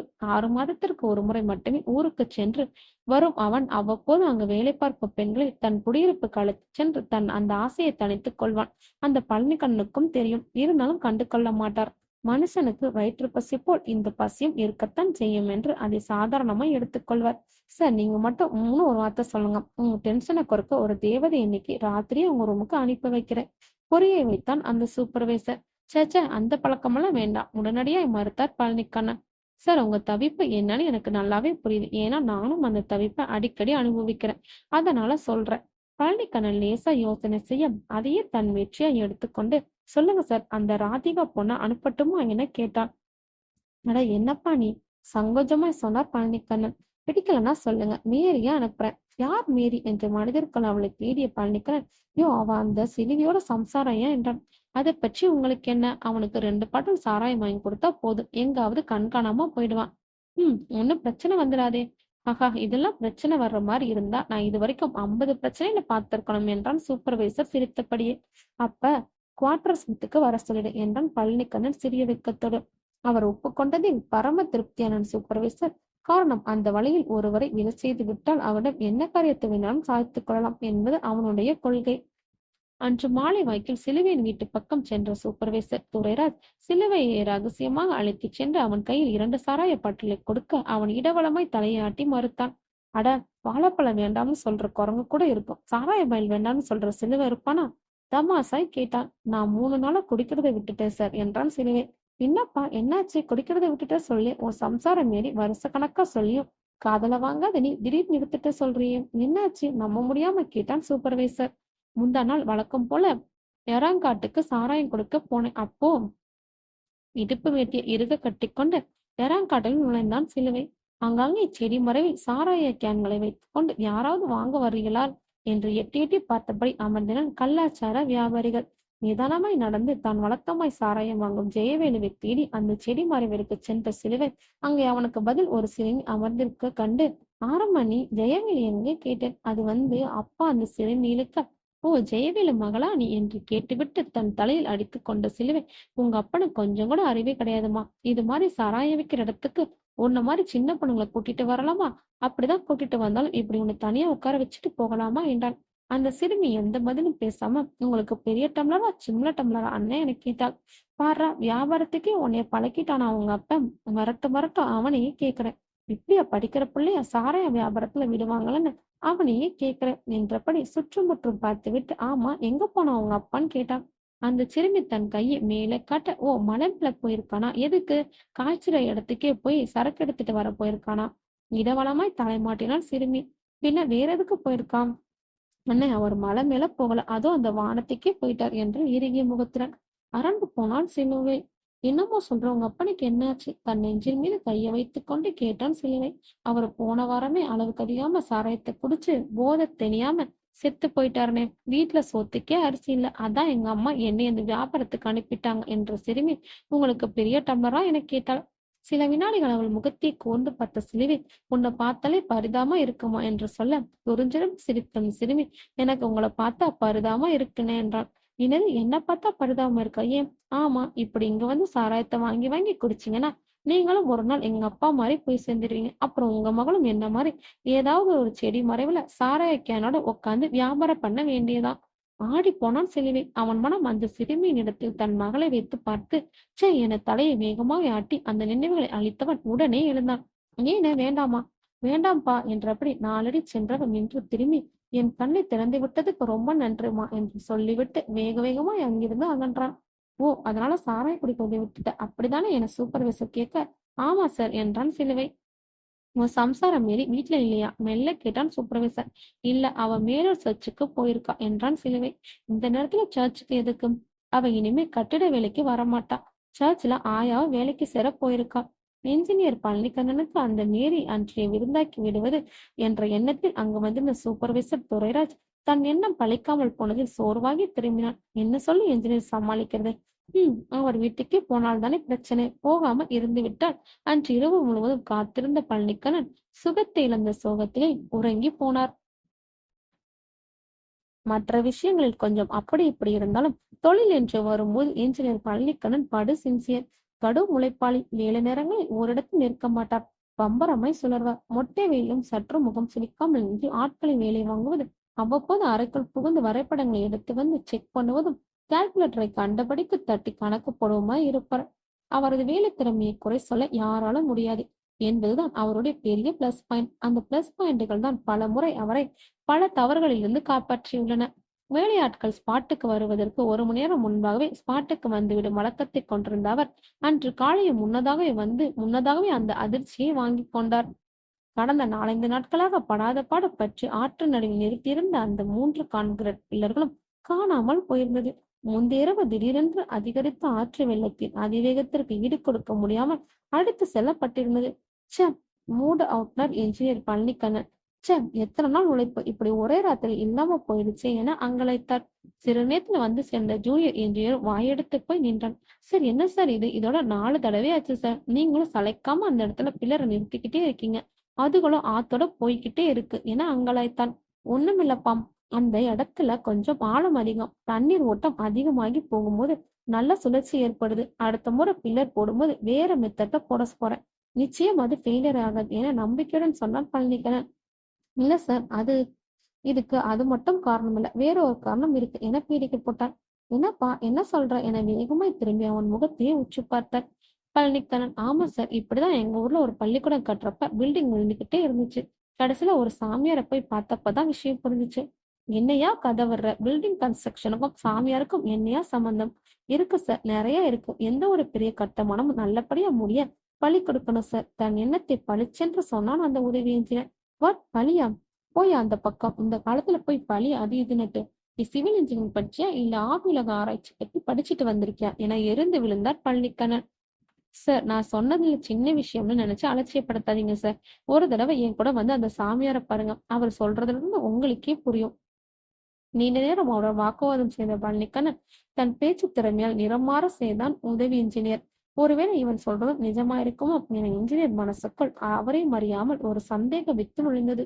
எப்படியாவது நீருக்குள் தான் இருக்கும் ராட்சச பிள்ளர்களை தண்ணீரின் வேகத்தை தாங்கி நின்றால் போதும் என்கிற எண்ணத்தில், சரிப்பா, அது ஒன்ன மட்டும் ஏன் விட்டு வைக்கிறேன், அதையும் முயற்சி பண்ணி பார்த்துட்டா போச்சு. எப்ப போகலாம் சாமியாரை பாக்குறதுக்கு என கேட்டார் பழனிக்கண்ணன். அவரு இப்படி சட்டன மாறி விடுவார் என்பது சிறிதும் எதிர்பார்க்காத ஜூனியர் என்ஜினியர், இன்னைக்கு என்ன கிழமை?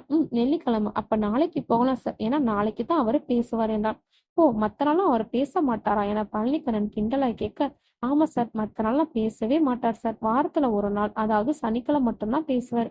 அப்படியா, ஆச்சரியமா இருக்கே என விழிகளை பெரிதாக்கி சொன்ன பழனிக்கண்ணன், இத பாருப்பா, நான் சாமியாரை பார்க்க போகும் விஷயத்தையும் அதுக்கப்புறம் நம்ம இங்க வந்து செய்ய போற காரியங்களை பற்றியும் யார்கிட்டயும் மூச்சு விடக்கூடாது என்ன என அதட்டலாய் சொன்னார்.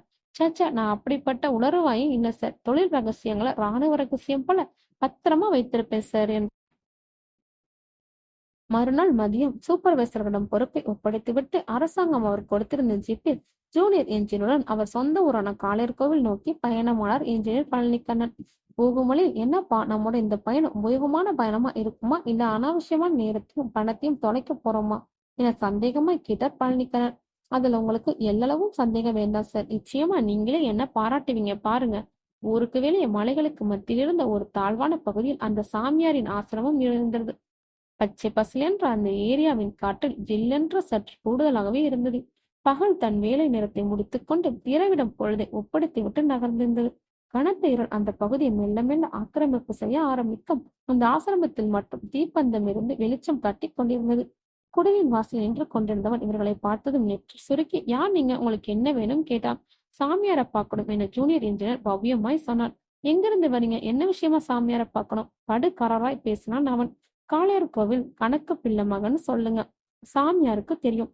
உள்ளே சென்றவன் 5 நிமிடங்கள் திரும்பி வந்து, செருப்புகளை இங்க கழட்டி விட்டுட்டு அங்க போய் கால்களை கழுவிட்டு உள்ளார போங்க. பாக்கெட்ல பீடி சிகரெட்டோ பேட்டில் சமாச்சாரங்களோ இருந்தா எடுத்து வெளியே விசிட்டு போயிடுங்க என்றார். குடிலுக்குள் ஒரே ஒரு தீபம் மட்டும் இருந்து நெருடலான வெளிச்சத்தை பரவி கொண்டிருந்தது. அவஸ்தையான அமைதியும் புகையும் பூட்டும் சேர்ந்து அங்கு ஒரு பீதி மண்டலத்தை உருவாக்கியிருந்தது. நிஷ்டையில் அமர்ந்திருந்த சாமியார் நில சக்கரவர்த்திக்கு விஸ்வாமித்திர வேடம் போட்டது போல் இருந்தார். அது போன்ற சாமியார்கள் என்ஜினியர் பழனிக்கண்ணன் சினிமாக்களில் மட்டுமே பார்த்திருந்தார். இருவரும் கையை கட்டியபடி அவர் கண்ணை திறக்கட்டும் என்று காத்திருந்தனர். 10 நிமிடங்களுக்கு பிறகு கண் திறந்த சாமியார் பளிரென்ற பற்கள் தெரிய சிரித்துவிட்டு, அமருங்கள் என்றார். கனிரென்று உழைத்த அந்த குரலில் ஒருவித ஈர்ப்பு சக்தி இருப்பதை புரிந்து கொண்டான் பழனிக்கண்ணன். சுவாமி, என்ன தெரியுதுங்களா? ஜூனியர் என்ஜினியர் வாயருகில் உள்ளங்கையை வைத்துக் கொண்டு பவ்யமாக கேட்டார். என்று வினோதமாய் சிரித்துவிட்டு, கணக்கு பிள்ளையின் பாட்டனாரையும் முப்பாட்டனரையுமே அறிந்தவன். எனக்கு அவர் மகனை தெரியாதா? சொல்லுங்கள், என்னை தேடி வந்த நோக்கம் என்றார் சாமியார். என்ஜினியர் பழனிக்கண்ணன் எப்படி ஆரம்பிப்பது என்று புரியாமல் தவித்தபடி நெளிய, ஜூனியர் என்ஜினியர் விலாவரியாக சொன்னார். சுவாமி, கவர்மெண்ட் வைகை ஆத்து மேல பெரிய பணம் கட்டுது. இந்த சார் தான் அந்த கட்டுமான பணிக்கு என்ஜினியர். கிட்டத்தட்ட 4-5 தடவை ஆத்துக்கு நடுவுல பில்லர் கட்டிட்டாரு. ஆனா ஒரு தடவை கூட நிக்கல. தடவை கட்டின மறுநாளே தண்ணியில அடிச்சு போயிடுச்சு. 2வது தடவை கட்டின 3 நாள் நின்னுச்சு. அப்புறம் அப்படியே ஆலமரம் மாதிரி சாஞ்சிடுச்சு.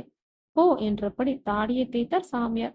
3வது தடவை கட்டுனது 5 நாள் நின்னுச்சு. அப்பாடான்னு நிம்மதியானோம். அந்த நிம்மதி மறுநாளே காணாமல் போயிடுச்சு. கடைசியா கட்டினது கட்டிய மறுநாளே கரைஞ்சு ஓடிடுச்சு.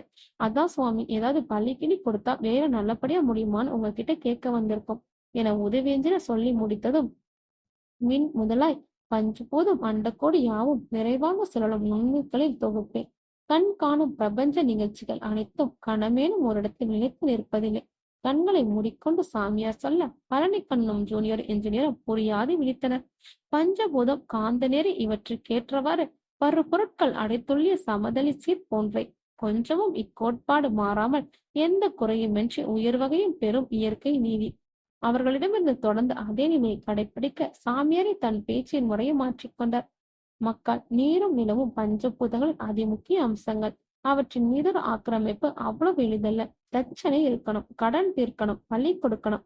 ஆம், இரத்த பழி கொண்டு சித்தம் ஆற்றணும். அப்பதான் அந்த காரியம் ஜெயமாகும், நன்மையாகும். ஜூனியர் இன்ஜினியர் திரும்பி பழனிக்கண்ணனை பார்த்து கிசுகிசுப்பான குரல், நான் சொன்னேன்ல என்றான். சாமி, இரத்த பழினா ஆடு கோழி அது மாதிரி ஏதாவதா? பழிக்கண்ணன் தயக்கமாய் கேட்க, தன் ஜடாமுடி தலையை இடவளமாய் ஆட்டிய சாமியார், ஆகாது மகனே, ஆகாது. இது காலத்தின் மேல் இடும் திலகம். அதனால் மனித உயிர் வேணும், அதுவும் விகாமாக ஆண்மகன் வேணும்.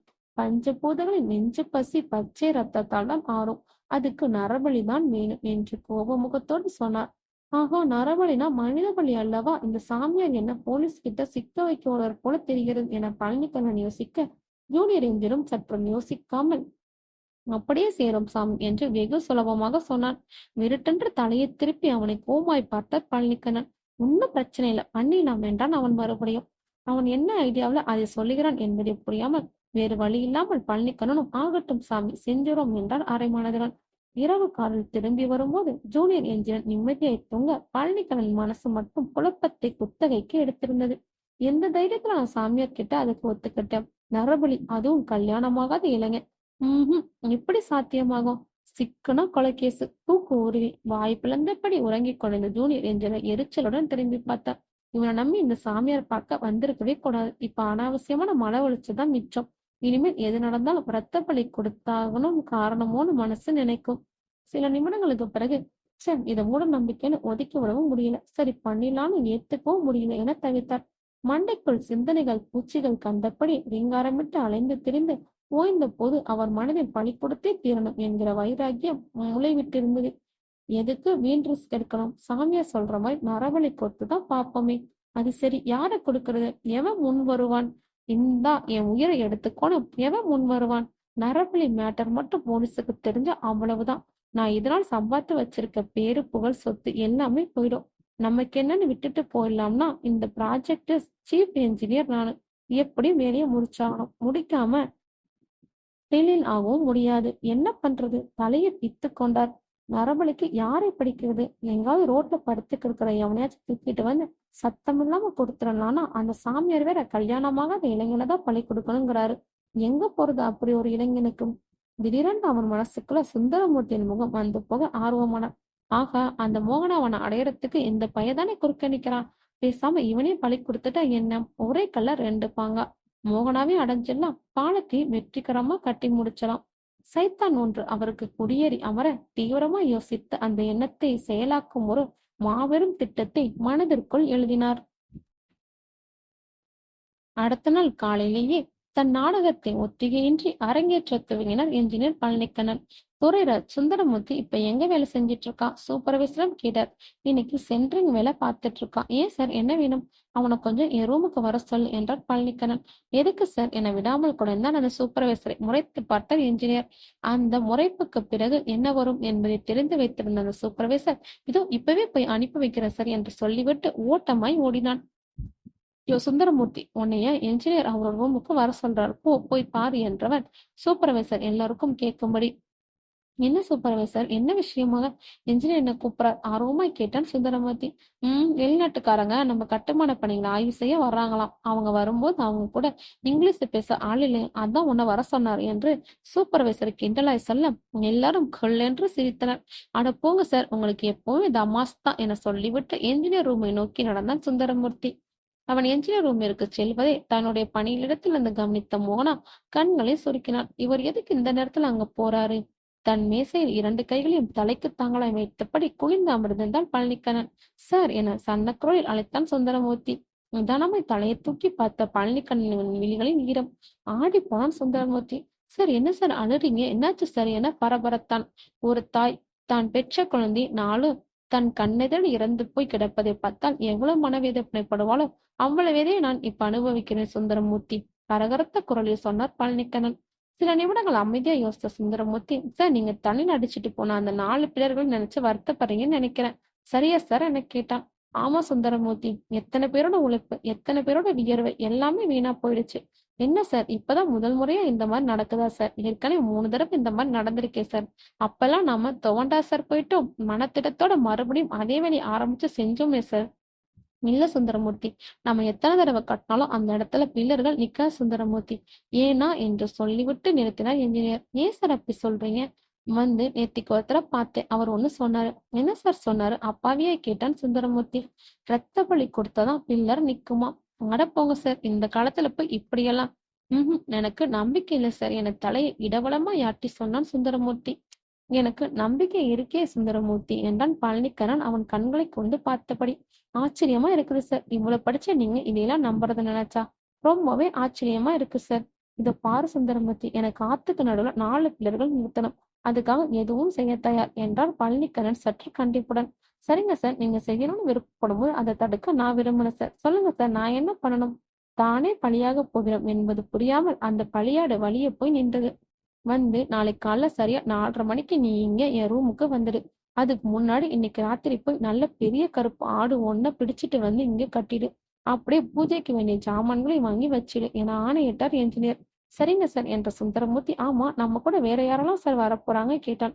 யாருமே இல்ல, நாம் 2 பேர் மட்டும்தான். ஏன்னா இது ரகசியமா செய்யப்படுற பூஜை, வெளியே தெரியக்கூடாது. அதே மாதிரி நாம 2 பேரும் சேர்ந்து இந்த பலி பூஜை செய்ய போறோம்னு நீயும் யார்கிட்டயும் சொல்லக்கூடாது. சொன்னா பூஜைக்கு பலன் இருக்காது. பொய்யை அடித்து விட்டார் என்ஜினியர். அப்படியா சார் என்ற அப்பாவித்தனமாய் கேட்ட சுந்தரமூர்த்தி. கவலைப்படாதீங்க சார், நான் யார்கிட்டயும் சொல்ல மாட்டேன் என்றான். தன் பாக்கெட்டில் இருந்த பர்ஸை எடுத்து சில 100 ரூபாய் தலைகளை அவனிடம் தந்து, நான் கேட்டதெல்லாம் மறக்காம இன்னைக்கு ராத்திரியே வாங்கிட்டு வந்துடு என்ன. சரியென்று தலையாட்டியபடி அங்கிருந்து நகர்ந்தான் சுந்தரமூர்த்தி.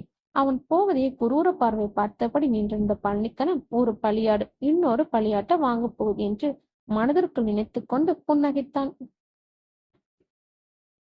அதிகாலை 5 மணி. பனிக்காற்று இதமாய் வீசிக்கொண்டிருந்தது. அந்த குடிசை பகுதி இன்னும் உறக்க போர்வையிலிருந்து வெளியே வராமல் முடங்கி கிடந்தது.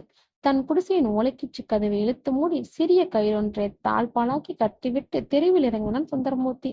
வானம் இருட்டை பூசிக்கொண்டு நட்சத்திரை போட்டுடன் விழுந்து கொண்டிருந்தது. நிலா காணாமல் போயிருந்தது. நேற்றைய கனவில் மோகனாவின் சேலமில் சிமெண்ட் கலவையை கொட்டி அவளை வெறும் ரவிக்கை பாவுடன் நிற்க வைத்து சரம் மாசி அடித்தது ஞாபகத்தில் வர, குறுஞ்செருப்புடன் தெருவில் நடந்தவனுக்கு திடீரென்று அவளை பார்க்க வேண்டும் என்ற உந்துதல் ஏற்பட்டது. அது மோகத்தினால் வந்த உணர்வா இல்லை பாசத்தினால் வந்த பரிதவைப்பா என்பதை யூகிக்க முடியலை அவனால். இந்த நேரத்துல அவ தூங்கிட்டுல இருப்பான், அவளை எப்படி போய் பார்க்கறது என தனக்குத்தானே கேள்வி கேட்டான். தன்னுடைய வழக்கமான பாதையை விட்டு மோகனாவின் குடிசை இருக்கும் தெருவில் நடந்தான். மோகனாவின் குடிசை கிடைக்கும் போது சுற்றுமுற்றும் பார்த்துவிட்டு மெல்ல அந்த சிறிய ஜன்னல் நெருங்கி உள்ளே எட்டி பார்த்தான். அவள் கயிற்று கட்டலில் மல்லாந்து படுத்திருக்க அவளுடைய தாய் சற்று தள்ளி பாயில் படுத்திருந்தாள். ஒரு குருட்டு தைரியத்தில் கீழே கிடந்த சிறிய கல்லை எடுத்து ஜன்னலுக்கு விட்டெறிந்தாள். அந்த விடைக்கல் அவள் மார்பில் பட்டு தெரிக்க சட்டனை விடுத்து ஜன்னல் பக்கம் திரும்பினாள். சுந்தரமூர்த்தி வசீகரமாய் சிரிக்க எழுந்து அமர்ந்து என்ன என்று ஜாடையில் கேட்டான். வெளியே வா என அவனும் ஜாடையில் சொன்னான். திரும்பி தாயை உச்சி பார்த்தவள் அவள் ஆழ்ந்த உறக்கத்தில் இருக்கிறாள் என்பதை உறுதி செய்து கொண்டு கட்டிலை விட்டு கீழிறங்கி பூனை போல் நடந்தும் புலர்கடை பக்கம் கதவை திறந்து கொண்டு வெளியே வந்தாள். காத்திருந்தவன் அவளை கட்டிப்பிடித்து உதடு கடிக்க செல்லமாய் கோபித்து விலகி கொண்டவன் என்ன இந்த நேரத்துல என கேட்டாள். அவன் பதில் பேசாமல் அவள் கழுத்துக்கு கீழே நிலை குத்தி பார்க்க சீ என்றபடி விலகிருந்த மாறாப்பை சரி செய்து கொண்டாள். நான் வேலைக்கு கிளம்பிட்ட புள்ள என்றான். இது வேலைக்காயோ என்னாச்சு உனக்கு, ஏதாச்சும் கிறுக்கு கீச்சு பிடிச்சுக்கிச்சா என சிரித்தபடி கேட்டாள்.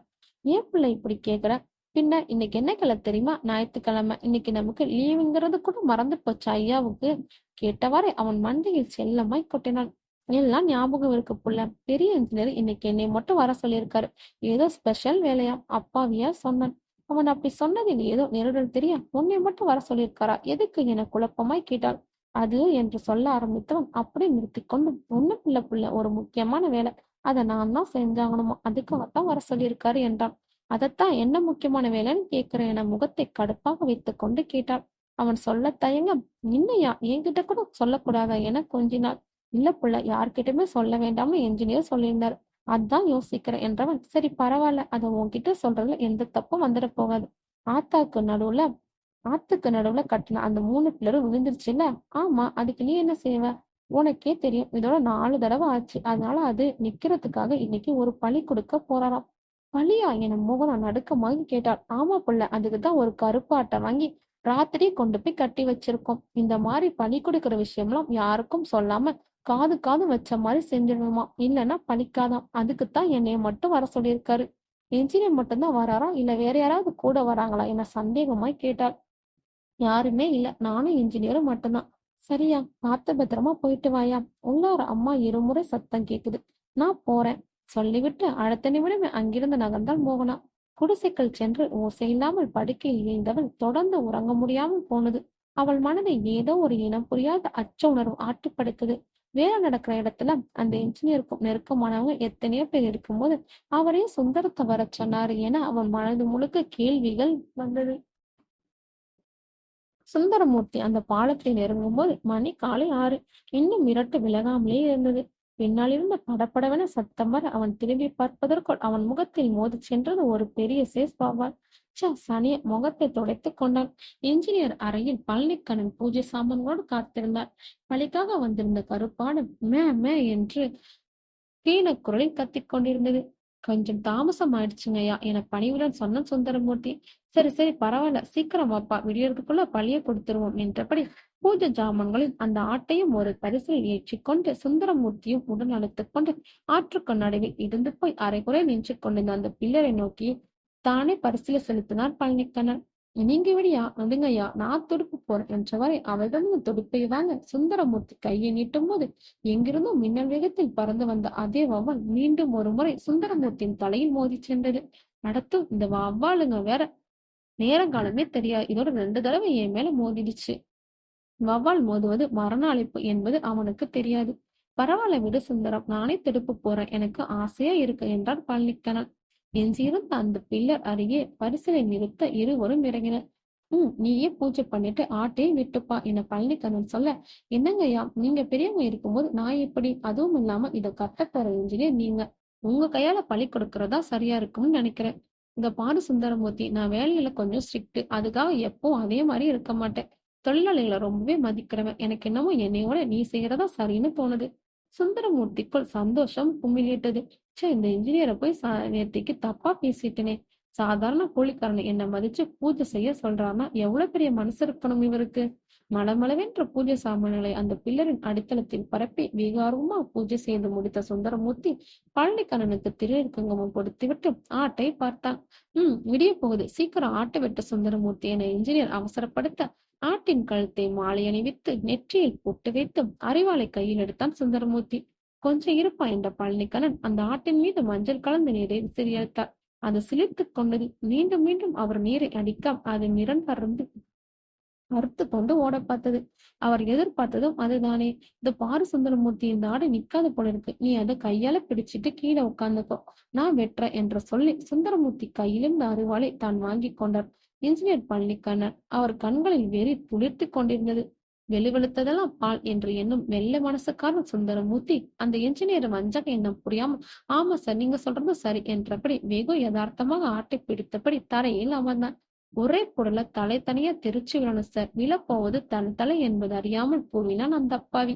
சுற்றுமுற்றும் பார்த்து யாரும் பார்க்கவில்லை என்பதை உறுதி செய்து கொண்ட பழனிக்கண்ணன் அந்த விபரீத வினாடியில் ஒரே போடாய் போட்டார். தெரித்து போய் விழுந்தது சுந்தரமூர்த்தியின் தலை. உட்கார்ந்திருந்த முண்டம் அப்படியே தரையில் சாய்ந்தது. அருந்து போன பள்ளி வாளாய் சில நிமிடங்கள் துடித்துவிட்டு அடங்கியது. பாறையில் தெரித்திருந்த ரத்தம் நிதானமாய் ஒழுகி தண்ணீரில் விழுந்து ஆற்று நீரை சிவப்பாக்கியது. காலை நேரத்தில் கூட்டிலிருந்து கிளம்பி வானில் பறக்க வந்த பறவை இனங்கள் அந்த கோர காட்சியைக் கண்டு வினோதமாய் கத்திக்கொண்டு சென்றன.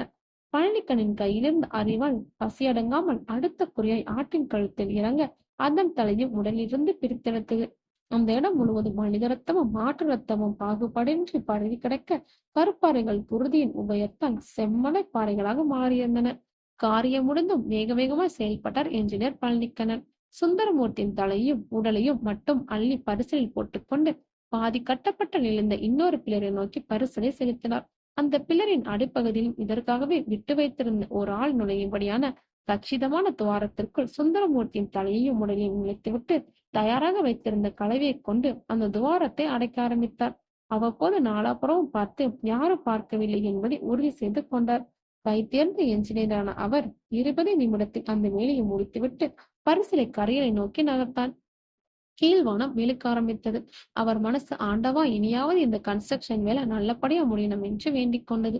அப்போது திடுமன வேகமாய் வீசிய சூறைக்காற்றில் விரல்கள் அவரது முகத்தில் ரத்தம் கலந்த ஆற்று நீரை அள்ளித் தெளிக்க ஒரு கணம் அச்சத்தால் நடுங்கி போனவர் மறுகணமே சுதாரித்துக் கொண்டு அந்த இடத்தை விட்டு வேக வேகமாய் அகன்றார். ஞாயிற்றுக்கிழமையானதால் பகல் முழுவதும் அந்த இடத்திற்கு யாரும் வராமலே போக அங்கு நடந்த உயிர் பலியின் அடையாளங்கள் சுத்தமாய் மறந்து போயின. அன்றிரவு திடீரென உயர்ந்த நீர்ப்பரப்பால் இரத்த துளிகளும் சிதறி கிடந்த பூச்சி பொருட்களும் மாற்றோடு போய் ஜலசமாதியானால் அங்கு நடந்தேறிய விபரீத நாடகமும் திரைமறைவில் சுரண்டது.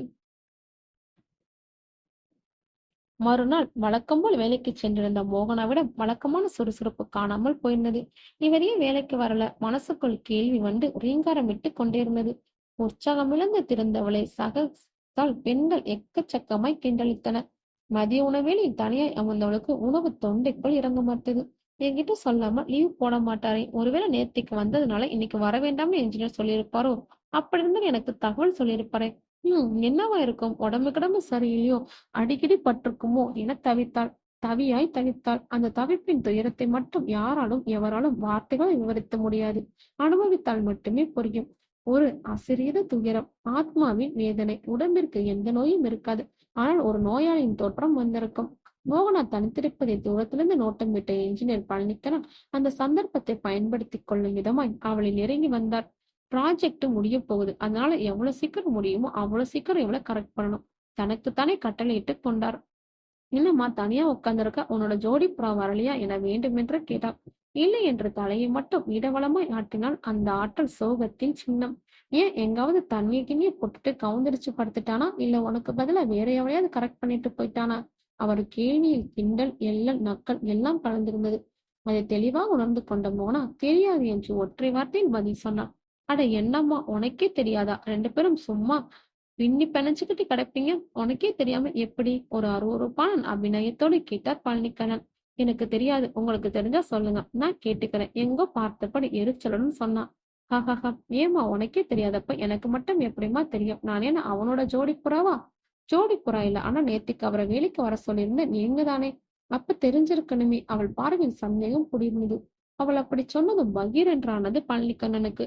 "அட பாவி பயலே, இவகிட்ட உளறி வச்சிருக்கான் போல இருக்கீங்கன்னு" முகம் மாறியது. தன் முகமாற்றத்தை அவள் புரிந்து கொள்ளும் முன், "ஆமாம், நேத்திக்கு சுந்தரமூர்த்தி வந்தான், ஆனா 1 மணி நேரத்துல இங்கிருந்து திரும்பி போயிட்டானே" என்றார் பழனிக்கண்ணன். அவர் சொன்ன பொய்யை அப்படியே நம்பியவள் மாடியில் சுந்தரமூர்த்தி அவன் குடிசைக்கு சென்று பார்த்து விடுவது என்ற முடிவோடு எழுந்து நடந்தாள். நைசாக பேசி அவளை வளைத்து விடலாம் என்ற எண்ணத்தில் வந்த பழனிக்கண்ணன் அது நிறைவேறாமல் போக சோகமானார். இவள் மனசிலிருந்து அந்த வெறும் பயன் நினப்ப அழிக்கணும், அதுக்கு என்ன பண்றது என யோசித்தார். சில வினாடிக்கு பிறகு, கரெக்ட், அதுதான் ஒரே வழி என்று தனக்குத்தானே சொல்லிக்கொண்டு அங்கிருந்து நகர்ந்தார். அன்று முழுவதும் பல முறை அவளிடம் வேண்டுமென்றே வந்து பேச்சு கொடுத்து கொண்டே இருந்தார் பழனிக்கண்ணன். அன்று மாலை பணி முடிந்தும் தன் குடிசைக்கு செல்லாமல் நேரா சுந்தரமூர்த்தியின் குடிசைக்கு சென்ற மோகனா அவன் அங்கு இல்லாததைக் கண்டு மேலும் குழப்பமானாள். பக்கத்து குடிசைகளை விசாரிக்க எல்லோரும் உதட்டு பிதிக்கையே பதிலாக தந்தனர். பெருங்குழப்பத்துடன் குடிசைக்கு திரும்பியவள் இரவு முழுவதும் உறக்கமின்றி தவித்தாள். ஏதேதோ விபரீத எண்ணங்கள் மாறி மாறி தோன்றி அவளை அலக்களித்தன. எப்படியும் அவன் மறுநாள் வந்து விடுவான் என்கிற நம்பிக்கையில் அவளை அறியாமல் உறங்கிப் போனாள். மறுநாளும் அதற்கு மறுநாளும் சுந்தரமூர்த்தி வேலைக்கு வராமல் போனதில் அவள் குழப்பம் நிறம் மாறி மயமானது. நிச்சயம் ஏதோ விபரீதம் நடந்திருக்கு என அவள் மனம் உறுதியாய் சொன்னது. ஐயோ, என்னை பார்க்காம ஒரு நாள் கூட இருக்க முடியாது அவரால். இப்படி 4 நாளா என்னை பார்க்காம இருக்கானா, கண்டிப்பா அவருக்கு ஏதாவது அசம்பாவிதம் நடந்திருக்கணும். அந்த என்ஜினியர் தடியன்தான் ஏதாவது பண்ணியிருப்பான். விடக்கூடாது அவனை, இன்னைக்கு 2ல 1 தெரியாம அவனை விடக்கூடாது. ஆவேசமா என்ஜினியர் பழனிகளின் அறைக்கு சென்றாள். ஜாலியாக நாற்காலில் அமர்ந்தபடி சிகரெட் புகைத்தவாறே ஏதோ ஒரு டிராயிங்கை பார்த்து கொண்டிருந்த பழனிக்கண்ணன் பத்திரக்கலையாய் வந்து நின்ற அவளை பார்த்து ஒரு வினாடி மிரண்டாலும் சட்டென சுதாரித்துக் கொண்டு, "என்னம்மா, வேலை நேரத்துல இங்க வந்திருக்க? உன் ஆள் இன்னைக்கு வேலைக்கு வந்துட்டானா?" என கேட்டார். "அதை தெரிஞ்சுக்கத்தான் இங்க வந்திருக்கேன். இந்த நடிப்பை எல்லாம் மூட்டை கட்டி வச்சுட்டு ஒழுங்கா சொல்லிடு." சுந்தரமூர்த்தி என்ன பண்ண கேட்கும்போது அவன் விழிகள் பெரிதாகின. "அது சரி, நான் உன்னை கேட்டா நீ திருப்பி என்னே கேட்கிறியா?" கோபம் காட்டினான். "இல்ல, எனக்கு தெரியும் நீ எதையோ மறைக்கிற" என்று அதே கோமாய் திரும்பி சொன்னவள் சற்றென்று தணிந்து போய், "ஐயா, அவர் இல்லாம என்னால உயிரோடவே இருக்க முடியாதுங்க ஐயா. சொல்லுங்க, அவர் எங்க போயிருக்காரு? எப்ப திரும்பி வருவார்? சொல்லுங்க ஐயா" என கெஞ்ச ஆரம்பித்தார்.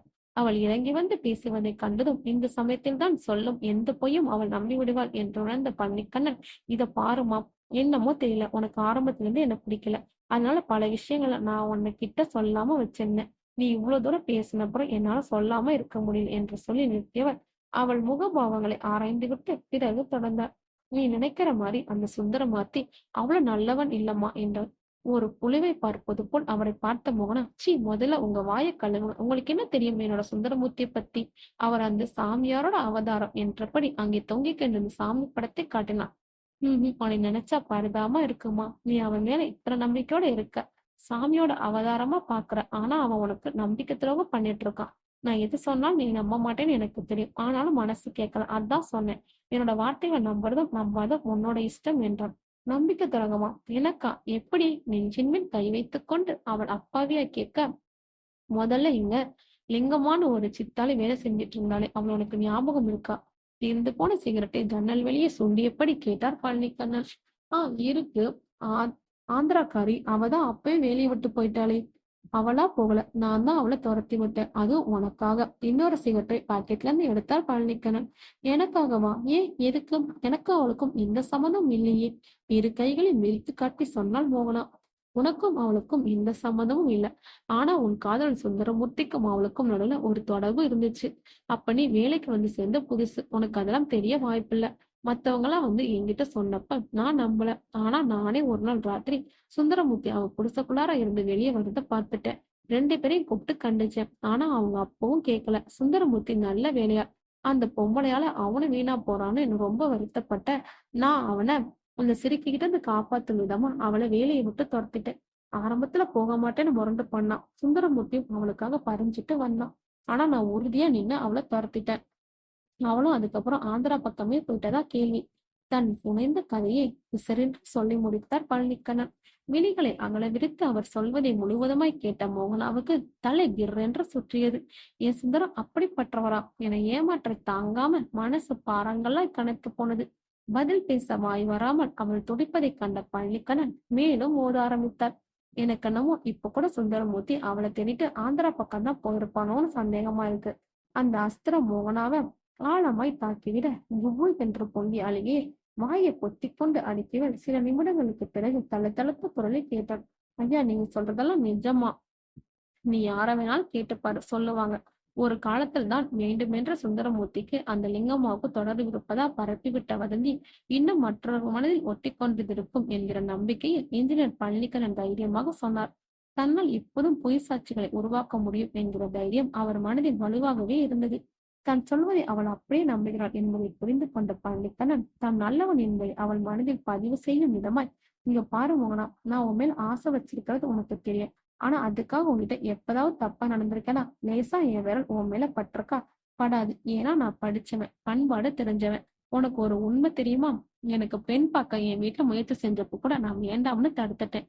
ஏன்னா என் மனசுல உன்னைய என் மனைவியா நினைச்சு நான் வாழ்ந்துட்டு இருக்கேன். அப்படி இருக்கும்போது இன்னொருத்தி அந்த இடத்துக்கு எப்படி நான் கொண்டு வருவேன்? கால உறவும் பிரம்மச்சாரியா வாழப் போறேன். தன் காரியத்தை சாதித்துக் கொள்ள குள்ளநரி பேசும் டயலாக்குகள் தான் அவை என்பதை புரிந்து கொண்ட மோகனா அழுது கொண்டே அந்த இடத்தை விட்டு வேகமாய் ஓடிச் சென்றாள் மோகனா. அவள் ஓடும்போது அதிர்ந்த அவளது பின்புறங்களை ஒருவித வெறியுடன் பார்த்தார் என்ஜினியர். காம கொடூரன் வக்கிரங்களின் சின்ன பொறியால் விழுந்த அந்த வெறி தினம் தினம் அவளை பார்க்க பார்க்க பெரிதாய் வளர்ந்து இறுதியில் அவளை அனுபவித்து தீர வேண்டும் என்கிற எரிமலை உக்கிரத்தை அவருக்குள் கனலென்று நிற்கச் செய்தது. அவரது ரத்தம் காம வேட்கையில் குதித்தது. காத்திருந்த அந்த எரிமலை ஒரு காம கணத்தில் வெடித்து சிதறியது. தன் அறையை வழக்கமாக பெருக்க வரும் மூதாட்டி அன்று வராது போக அந்த சந்தர்ப்பத்தை பயன்படுத்திக் கொள்ளும் எண்ணத்தில் மோகனா வரச் சொல்லி அனுப்பினார் பழனிக்கண்ணன். ஏ மோகனா, அந்த என்ஜினியர் பத்தி உனக்கு தெரியாது. சரியான பொம்பளை பொறுக்கி. அவன் உன்னை கூப்பிட்டுருக்கானா? நிச்சயமா ஏதோ விஷயம் இருக்கு என்றால் சக தோழி சாவித்திரி. அந்த கழுகு தன் பசி வேட்டைக்குத்தான் தன்னை அழைக்கின்றது என்பதை புரிந்து கொண்ட போதிலும் அவனுக்கு சரியான பதிலடி கொடுக்க ஆண்டவன் தனக்கு அமைத்துக் கொடுத்த சந்தர்ப்பம் அது என்றெண்ணிக்கொண்டு தைரியமா என்ஜினியர் அறைக்கு சென்றாள். சென்றவள் அவன் முகத்தை கூட பார்க்காமல் துடைப்பனை எடுத்து பெருக்க ஆரம்பித்தாள். நெடுநேரம் அவளது அங்கலாவன்களை பார்வையால் பருகி முடித்த காரணத்தால் அதீத ஆசைக்குள் வீழ்ந்தார் பழனிக்கண்ணன். ஒரு கட்டத்தில் அவள் மீது வெறியோடு பாய்ந்த என்ஜினியர் கழுகு அவளை தின்று பசியார துடித்த போது சிட்டுக்குருவிய சிறுத்தையானது, பட்டாம்பூச்சி பட்டா கத்தியானது, மீனில் வீச்சிறுவாளானது, மாடப்புறா மத கலிகரானது. கையில் கிடைத்த கண்ணாடி டம்பரை உடைத்து அவர் முகத்தில் ஆழ பதித்தால் மோகனா. ஐயோ என்று அலறியபடி என்ஜினியர் கீழே சாய அந்த நல்ல தருணத்தை பயன்படுத்தி மின்னல் வேகத்தில் அங்கிருந்து பறந்தாள். இனியும் அந்த என்ஜினியர் கீழ் வேலை பார்ப்பது தனக்கு பாதுகாப்பில்லை என்பதை தெளிவாக உணர்ந்து கொண்டவள் அன்றோடு வேலைக்கு போவதை நிறுத்தி கொண்டாள். அந்த தாடி பெரியவர் சொன்ன கதையை எந்த இடையூறு மின்றி பொறுமையா கேட்டு முடித்த அந்த 4 இளைஞர்களும் முகத்தில் ஏகப்பட்ட சந்தேகங்களுடன் ஒருத்தர் பார்த்து கொண்டனர். என்னப்பா பேஞ்ச மாதிரி ஆயிட்டீங்க, பயந்துட்டீங்களா என பெரியவர் பொண்ணுகளை கேட்க, அது ஒண்ணுமில்ல, ஆனா நிறைய சந்தேகங்கள் இருக்கு என்றான் விஜய். சண்டைகளை மனதிற்குள் சாத்தி வைக்க கூடாது, உடனே கேட்டு தீர்த்துக் கொள்வதுதான் சரி. கேளுங்க. கேட்க நீங்க இருக்கீங்க, சொல்ல நான் இருக்கேன் என்றார் பெரியவர். இன்ஜினியர் பழனிக்கரன் அந்த சுந்தரமூர்த்தியை பலி கொடுத்த விஷயம் ஊருக்குள்ள யாருக்குமே தெரியாதுன்னு சொன்னீங்க. அப்படின்னா உங்களுக்கு மட்டும் எப்படி தெரிஞ்சது? ஞான திஷ்டியா என குணா கேட்டான். அந்த மோகனம் அதுக்கப்புறம் வேலைக்கு போகலங்கிறீங்க. சரி, இப்ப அவன் எங்க இருக்கா சொல்லுங்க, நாங்க அவகிட்ட போய் மீதியை விசாரிச்சுக்கிறோம் என்றான் முருகன். உங்களுக்கு எல்லா விஷயமும் தெரிஞ்சிருக்கு தானே, அப்படின்னா அந்த இன்ஜினியரை போலீஸ்ல ஹேண்ட் ஓவர் பண்ணீங்களா? இது ஆனந்தராஜ். சரி, இதுக்கும் ஊர் ஜனங்க வாயை திறக்காதற்கும் என்ன சம்பந்தம்? முத்தப்பாய் விஜய் கேட்டான். அவர்களின் ஒட்டுமொத்த சந்தேகங்களையும் கேட்டு முடித்த பின் வறட்சியை சிரித்த பெரியவர் கதையின் 2ஆம் பாகத்தை தொடர்ந்தார். அந்த மோகனா வேலைக்கு வராம போனங்க என்ஜினியர் ரொம்ப ஏமாற்றாயிட்டான். ஆனா அவளை அடையணுங்கிற வெறி மட்டும் தனியாம இருந்துச்சு. அப்பதான் ஒரு நாள் அந்த இன்ஜினியர் மோகனாவோட அப்பாவை சந்திச்சான். அவன் ஒரு குடிகாரன். குடிக்கு காசு மட்டும் கொடுத்துட்டா போதும், பெத்த மகளை கூட கூட்டி கொடுக்க தயங்க மாட்டான். அவனோட பலவீனத்தை வச்சு அவளை வீழ்த்தி மோகனா ஒரு இரவு தன்னுடன் அனுப்பும்படி இன்ஜினியர் கோரிக்கை வச்சான். குடிகார பையன் அதுக்கும் சம்மதிச்சு மகிக்கிட்ட ஏதோ ஒரு பொய் காரணத்தை சொல்லி அவளை இன்ஜினியர் ரூமுக்கு அழைச்சிட்டு வந்து உள்ளார தள்ளி கதவை சாத்திட்டு போயிட்டான். அடப்பாவி, இப்படி ஒரு அப்பனா என குணா அங்கலாய்த்தான். அவன் அப்பனா இல்ல மாமனா என்றான் ஆனந்தராஜ். இருங்கப்பா, மீதியையும் கேளுங்க. ரூமுக்குள் போன மோகனா உருண்டை பிடிக்க இன்ஜினியர் பழனிக்கண்ணன் மிரட்ட ஆரம்பிச்சான். அப்படி மிரட்ட போது தெரியாதனமா அவனி அரம வாய்த்தவர், ஏய் நீ மட்டும் சம்மதிக்காட்டி உன்னைய அந்த சுந்தரமூர்த்திய பலி கொடுத்த மாதிரி பாலத்துக்கு பலி கொடுத்துடுவேன்னு மிரட்டிட்டான். போச்சு, அவன் வாயாலே மாட்டிக்கிட்டானா? விஷயம் தெரிஞ்சதுக்கு அப்புறம் விடுவாளா மோகனா? கதவை திறந்து கொண்டு புயல் மாதிரி வெளியே ஓடி வந்து அப்பங்காரங்கிட்ட சொன்னான். அவனும் என்ஜினியருக்கு கட்டுப்பட்டவன், அதனால கண்டுக்காம போயிட்டான். ஊருக்குள்ளார போய் எல்லாருக்கிட்டையும் மோகனா சொன்னப்போ ஆளாளுக்கு ஆவேசமா கிளம்புனாங்க. ஆனா அவங்க எல்லாருமே என்ஜினியர் வந்து மிரட்டணும் அடங்கி போயிட்டாங்க. ஏங்க, அந்த இன்ஜினியர் என்ன பெரிய தாதாவா இல்ல ரவுடியா? அவனை கண்டு இவங்க ஏன் பயப்படணும்? தம்பி, இவங்க பொழப்பெல்லாம் கட்டடத்தை நம்பித்தான் இருக்கு. அந்த என்ஜினியரை பகைச்சுக்கிட்டா இவங்க வீட்டுல அடுப்பெரியாது. அது மட்டும் இல்ல, அந்த என்ஜினியர் நல்ல செல்வாக்கான ஆளு வேற. இவங்க வேற யாருக்கிட்டையும் போய் வேலை பார்க்க முடியாதபடி செஞ்சிடுவான். அதான் அடங்கி போயிட்டாங்க. அது சரி, அதுக்காக இன்னுமா பயப்படணும்? என்ன பண்றது, எல்லாம் படிக்காத பண்ணாத பயலுக. பாவம், இன்னும் அதே பயத்துலதான் இருக்கானுங்க. இப்ப அந்த என்ஜினியர் அரசு பணியிலிருந்து ரிட்டையர் ஆகி தனிப்பட முறையில கான்ட்ராக்ட் எடுத்து பெரிய பெரிய பில்டிங் எல்லாம் கட்டிட்டு இருக்காரு. வருமானமும் கொழுத்து, ஆளும் கொழுத்துட்டாரு. பணம் பலம் ஆள் பலம் பத்தாதுன்னு இப்ப அரசியல் பலம் வேற வந்திருக்கான் அவனுக்கு. இந்த நிலைமையில அவருக்கு எதிரா இவனுங்க ஏதாச்சும் பேசுவானுங்கிறீங்க? இந்த ஊருக்காரங்க வேணா பயப்படலாம், நாங்க எதுக்கு பயப்படும்? நாங்க அவனை சட்டத்துக்கு அடையாளம் காட்டுறோம். சொல்லுங்க, இப்ப அந்த இன்ஜினியர் எந்த ஊர்ல இருக்கான் என விஜய் ஆவேசமானான். சென்னையில இருக்கிறதா தகவல், ஆனா எந்த ஏரியா எதுவும் தெரியாது. அது சரி, இவ்வளவு விஷயங்களை தெரிஞ்சு வச்சிருக்கீங்களே, நீங்க யார் என முருகன் கேட்டான். நான் என தயங்கியவர் ஒரு சிறிய யோசனைக்கு பின், நான் தான்ப்பா அந்த மோகனாவோட அப்பா என சொல்லிவிட்டு தலை குனிந்தார் அந்த பெரியவர். அடப்பாவி, சொந்த மகளே என்ஜினியருக்கு தாரவாக்க துணிஞ்ச ஈனப்பிறவியா நீ? அது அப்ப தம்பி, இப்ப நான் திருந்துட்டேன், என்னோட தவறுகளை உணர்ந்துட்டேன். எப்ப என் மக அந்த வைகாத்துல விழுந்து தன்னோட உயிரை மாற்றிக்கிட்டாலும் அப்பவே நான் என்னைய மாத்திக்கிட்டேன் சொல்லி கொண்டிருந்தவன் திடீரென கதறியால, என்னது மோகன தற்கொலை பண்ணிக்கிட்டாங்களா என அதிர்ந்தன நால்வரும். சில நிமிடங்களுக்கு பிறகு, ஐயா நீங்க இனி கவலையே படாதீங்க, மேற்கொண்டு செய்ய வேண்டியதை நாங்க பாத்துக்கிறோம். உங்க மக சாவுக்கு காரணமானவனை கண்டுபிடிச்சு அவனை சட்டப்படி தண்டிக்கிறோம். விஜய் அந்த பெரியவருக்கு ஆறுதல் கூறினார். நால்வரையும் சுமந்து கொண்டு அந்த டாட்டோ சுமோ சீறி பாய்ந்தது. Police station. துப்பாக்கியை ஒரு ஆதரவாய் பற்றி கொண்டு நின்றபடியே தூங்கி வழிந்து கொண்டிருந்தார் வாசலில் நின்றிருந்த காவலாளி. தன் உறக்கத்திற்கு அரசாங்கிடம் ஊதியம் பெற்றுக் கொள்ளும் உழுத்தன். விற்றென்று வந்து நின்ற டாட்டோ சுமோ அவனது உறக்கத்தை கலைக்க கனவில் நயன்தாராவின் நெளிவு சிலுவையிலும் ஏற்றடக்கங்களில் புதைப்பொருள் ஆராய்ச்சி செய்து கொண்டிருந்தவன் திடுக்கிட்டு திரும்பினான். வேனிலிருந்து இறங்கி வரும் 4 இளைஞர்களும் ஒருவித அச்சத்தோட பார்த்து, யாரப்பா நீங்க, என்ன வேணும் கேட்டான். இன்ஸ்பெக்டரை பார்க்கணும் என விஜய் சொல்ல, அவரு பிஸியா இருக்காரப்பா, இப்ப அவரை பார்க்க முடியாது, போயிட்டு 2 நாள் கழிச்சு வாங்க என்று சம்பிரதாயமாய் சொன்னான் அந்த காவலாளி. உள்ள எட்டி பார்த்த குணா டேபிள் மீது தலையை கவிழ்த்தபடி உறங்கும் இன்ஸ்பெக்டரை பார்த்து விட்டு, ஆமா ஆமா செம்ம பிஸியா இருக்காரு என்றான் நக்கலாய். என்னப்பா, போலீஸ் ஸ்டேஷனுக்கே வந்து கலாட்டா பண்றீங்கன்னா, யாரு நீங்களா? தீவிரவாதிகளா? அந்த காவலாளி சத்தமாய் கேட்க, இதுவரைக்கும் மிதவாதிகளாத்தான் இருக்கும், இனிமே தீவிரவாதிகளா மாறணும் ஆச்சரியப்படுறதுக்கு இல்லை என்றான் ஆனந்தராஜ். டேய், அங்க என்னடா சத்தம்? உறக்கம் கலைந்த இன்ஸ்பெக்டர் அங்கிருந்தே கேட்டார். சார், இங்க 4 பேர் வந்து அவன் சொல்லி முடிப்பதற்குள் அவனை தள்ளிக்கொண்டு உள்ளே சென்ற நாற்காலி இழுத்து போட்டு அமர்ந்தனர் விஜய் அண்ட் கோவினர். இன்ஸ்பெக்டர் சுதாரித்து கொண்டு, தம்பி நீங்களாம் யாரு, உங்களுக்கு என்ன வேணும் மிக பவ்யமாக கேட்டார். விஜய் சொன்னார், இன்ஜினியர் பழனிக்கண்ணன் சுந்தரமூர்த்தியை பலி கொடுத்தத, மோகனாவுக்கு வளவரிச்சத, அவளை மானபங்கப்படுத்தியத, அவள் ஆற்றில் விழுந்து தற்கொலை செய்து கொண்டத, இன்றும் ஊர் மக்கள் இன்ஜினியருக்கு பயந்து கிடப்பத, ஆனால் அந்த போட்டோ விஷயத்தை மட்டும் மறைத்து விட்டன. அட போங்கப்பா, இருக்கிறது பத்தானு 20 வருஷத்துக்கு முன்னாடி கதையை இப்ப தோண்ட சொல்றீங்களா? டூர் வந்தோமா, 4-5 இடங்களை பார்த்தோமா, புடிச்சோன்ட்டுன்னு போக வேண்டியதானே. அதை விட்டுட்டு நரபலி அது இதுன்னுட்டு மிக அலட்சியமா பேசிய இன்ஸ்பெக்டரை முறைத்தான் விஜய். சார், நீங்க ஒரு கவர்மெண்ட் சர்வெண்டா பொதுமக்களோட உணர்வுகளுக்கு மதிப்பு கொடுக்கணும். முருகன் இடையில் புகுந்து பேசினான். ஓகே, நீங்க சொல்றபடி ஆக்ஷன் எடுக்கிறேன். அதுக்கு நான் கேட்கறதெல்லாம் நீங்க கொடுக்கணும். முடியுமா? என்ன வேணும்? கம்ப்ளைண்ட் எழுதி கொடுக்கணும். அதானே தர்றோம். வெறும் கம்ப்ளைண்ட் மட்டும் போதாதுப்பா, எவிடன்ஸ் வேணும். சாட்சி வேணும். நீங்க சொன்னீங்கன்னா இன்ஜினியர் பழி கொடுத்தான்னு அதுக்கு ஐ விட்னஸ் இருக்கா? விஜய் ஏதோ சொல்ல வாயடிக்க, இருப்பா, இன்னும் இருக்கு. அந்த சுந்தரமூர்த்திங்கிற ஆளு காணாம போயிட்டதா புகார் கொடுத்திருப்பாங்களே, அந்த புகார் காப்பி வேணும். அது எப்படி சார் இருக்கும்? இன்ஜினியர் என்ன ஐ விட்னஸ் வச்சுட்டா படி கொடுப்பாரு? அதே மாதிரி அந்த கிராமத்து மக்கள் படிக்காத பாமர மக்கள் சார்.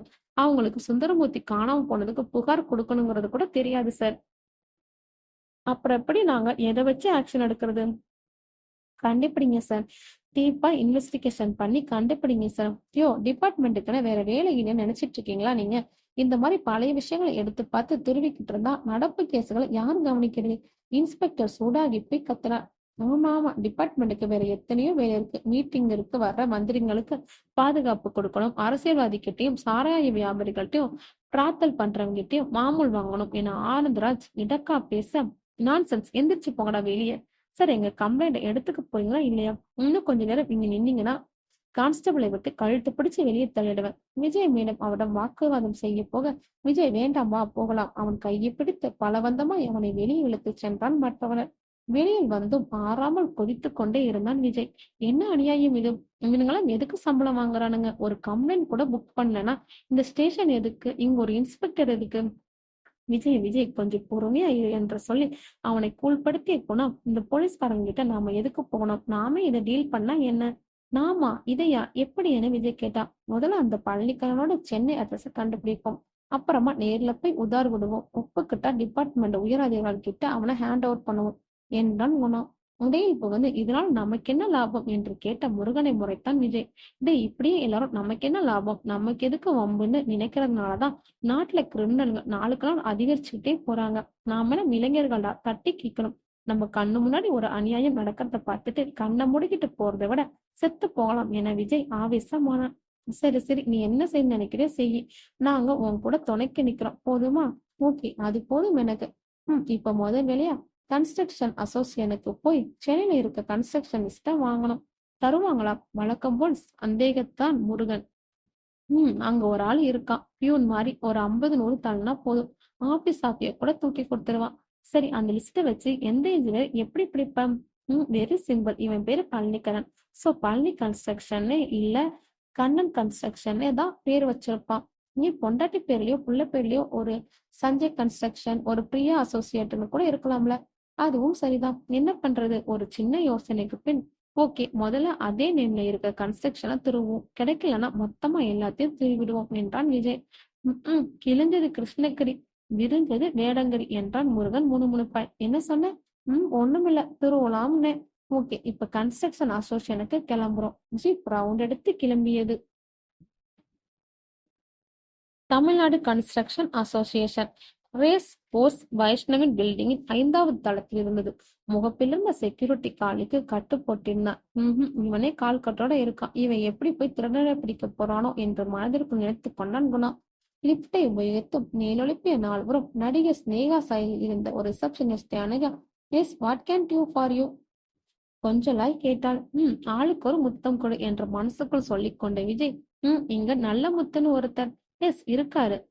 ஸ்டாப், இப்ப கீழே போயிருக்காரு. 10 மினிட்ஸ்ல வெயிட் பண்ணுங்க, வந்துடுவாரு. அவள் சோஃபாவை காண்பிக்க நால்வரும் சென்றமர்ந்தனர். அமர்ந்தும் குணா விஜயை சுரண்டினான். என்னடா, எதுக்கு சுரண்ட? ஒரு சின்ன சந்தேகம். என்ன சந்தேகம்? அந்த ரிசப்ஷனிஸ்ட் உதட்டுக்கு லிப்ஸ்டிக் போட்டிருக்காளா, இல்ல அவள் உதடு இயற்கையாவே ரோஸ் நிறத்தில் இருக்கா? டேய், நீ என்கிட்ட கண்டபடி உதவாங்க போற என்று விஜய் சொல்லும் போதே அந்த ரிசப்ஷனிஸ்ட் அங்கிருந்தபடி குணாவை மட்டும் அருகில் அழைத்தாள். டேய், என்னதான் கூப்பிடுறா என சந்தோஷமாய் சென்றவன் தொங்கி போன முகத்தோட திரும்பி வந்தான். ஏண்டா, என்ன சொன்னான் என விஜய் சன்ன குரல் கேட்டாள். ஒண்ணுமில்லை என சமாளித்தான் குணா. பரவாயில்லடா, சொல்லலாம். இதெல்லாம் நமக்கு புதுசா என்ன? இது வரைக்கும் 10 பேர்கிட்ட செருப்படி, 7 பேர்கிட்ட காரி துப்பு, 4 பேர்கிட்ட அரை, 2 பேர்கிட்ட குட்டு வாங்கியிருக்கோமே. இதெல்லாம் கரெக்டா ஞாபகம் வச்சு சொல்லு என்றான் குணா கோவமாய்.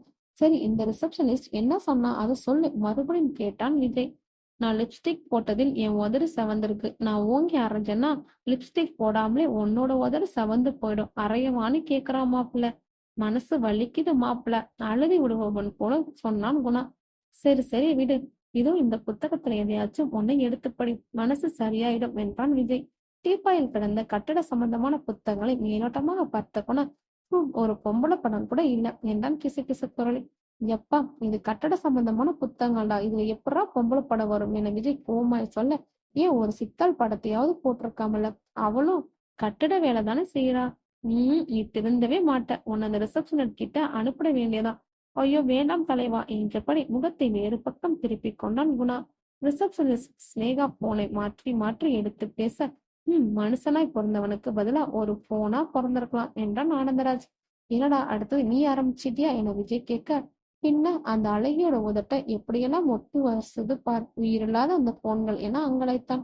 சரியாக 10வது நிமிடம் வந்து சேர்ந்த நல்ல முத்துவிடம் இவர்களை காட்டி அந்த சினேகா ஏதோ சொல்ல, அவன் இவர்களை நோக்கி வந்து, யார் நீங்க, எதுக்கு என்னை பார்க்க வந்தீங்க என கேட்டான். உங்ககிட்ட கொஞ்சம் தனியா பேசணும் என விஜய் சொன்னான். அவனை ஏற இறங்க பார்த்த நல்ல முத்து, என்ன விஷயம் அதை சொல்லுங்க முதல்ல என்றான். சென்னையில இருக்கிற பில்டிங் கன்ஸ்ட்ரக்ஷன் லிஸ்ட் வேணும்.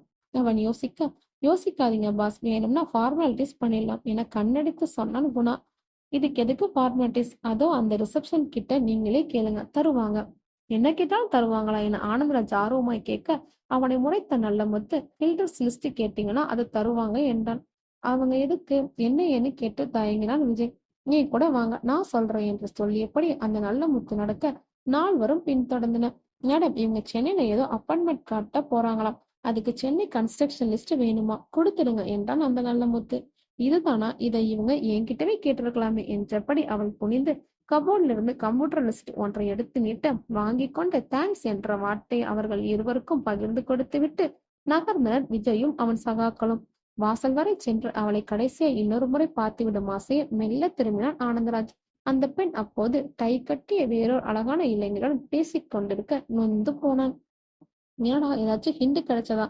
அந்த கம்ப்யூட்டர் லிஸ்டை படு சீரியஸாய் பார்த்து கொண்டது விஜயிடம் கேட்டான் குணா. கிடைச்சிருக்கு. பழனி கண்ணன் அண்ட் கோன்னு ஒண்ணு டி நகர்ல இருக்கு, அநேகமா அதுவாத்தான் இருக்கும் நம்பிக்கையோட சொன்னான் விஜய். இருந்துட்டா பரவாயில்ல, நமக்கு அலைச்சல் மிச்சம், இல்லைன்னா நீ எங்களை ஒரு வழி ஆக்கிடுவிய என்று அவனை எரிப்பது போல் பார்த்த விஜய், ஓகேடா, நம்ம நாளைக்கே சென்னை புறப்புறோம், என்ன சொல்றீங்க? என்ன சொல்ல முடியும், சரின்னு தானே சொல்ல முடியும். வேண்டாம்னு சொன்னா நீ எங்களை விட்டுடுவியா என்ன?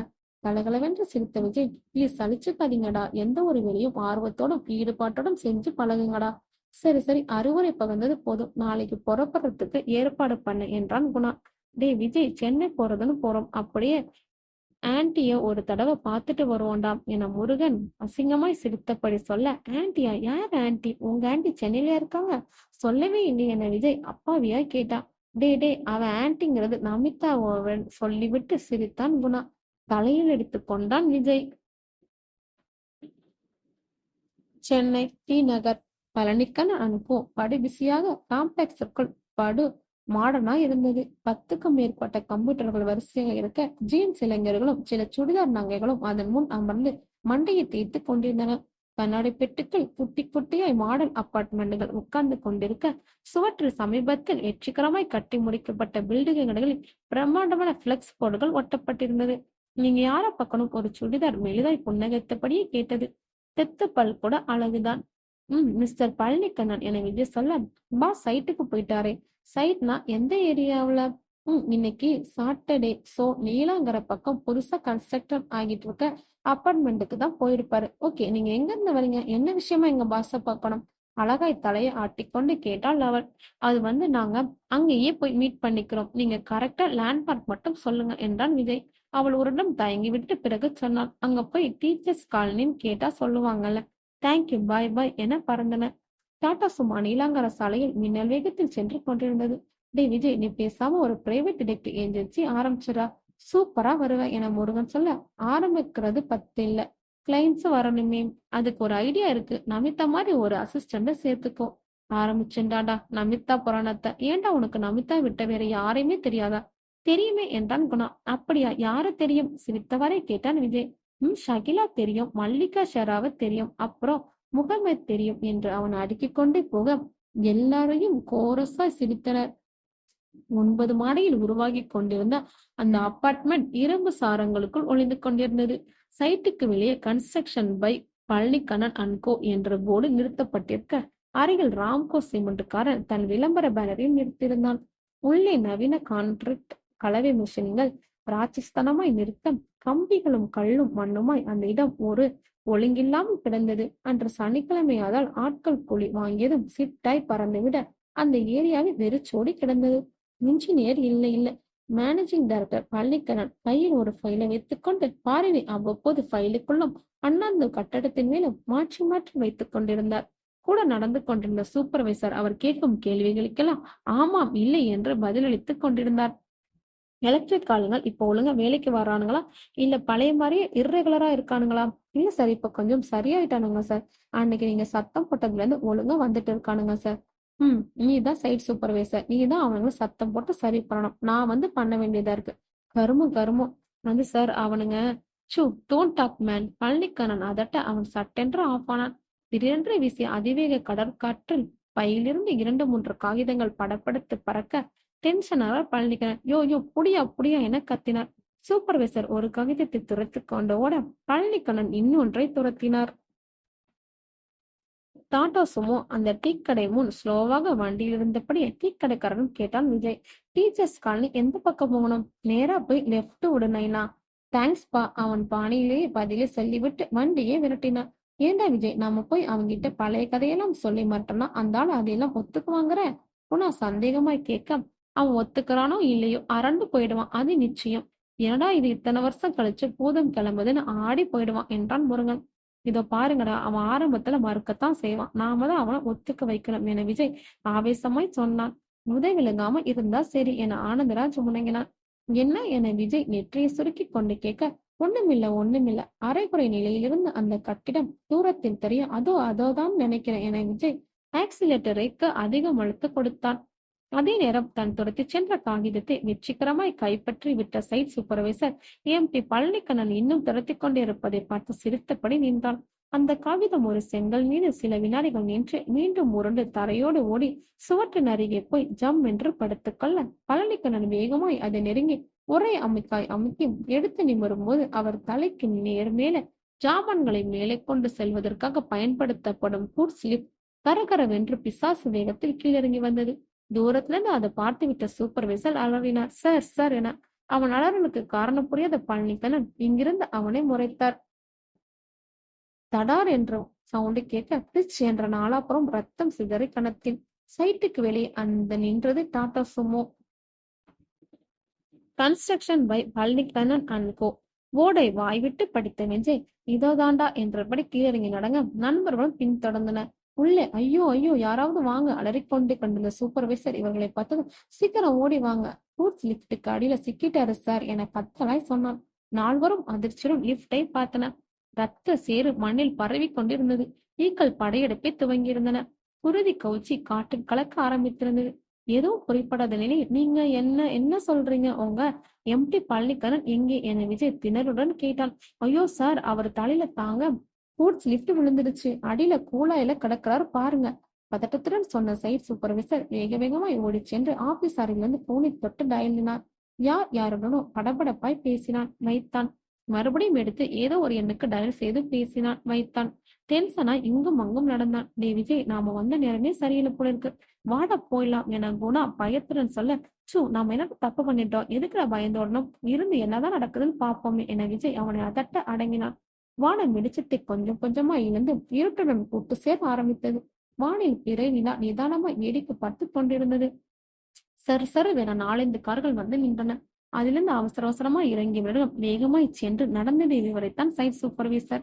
ஓ மை காட் என்று சொல்லியவாறு வலது உள்ளங்கையை நெற்றில் வைத்துக் கொண்டு லிப்டை நோக்கி ஓடினார் அந்த சஃபாரி மனிதர். அவருடன் வந்தவர்கள் கலவரமும் சோகமும் அப்பிய முகத்துடன் அவரை தொடர்ந்தனர். வெள்ளை அம்பாஸ்டர் காரிலிருந்து கதறோடு இறங்கிய பெண்மணி அநேகமாய் அந்த பழனிக்கனின் மனைவியா இருக்க வேண்டும். பியூட்டி பார்லர் உதவியுடன் முதுமையை சிரமப்பட்டு இளமையாக்கியிருந்தார். கூடவே பழங்கி சிலையா ஒரு பருவ புயல் மெலிதான விசுமுடன் மகளோ. விஜய் நண்பர்களை பார்த்து நாம கொஞ்சம் தள்ளி நிற்குவோண்டா என்று சொல்ல அங்கிருந்து நகர்ந்து சற்று ஒதுக்குப்புறமாய் நின்று கொண்டனர். ஒரு சம்பவம் நிகழும் போது சம்பந்தப்பட்டவர்களுக்கு சரியானபடி தகவல் போய் சேருகிறதோ இல்லையோ, இந்த மீடியாக்காரர்களுக்கு மட்டும் எப்படிதான் உடனே போய் சேருதோ தெரியல.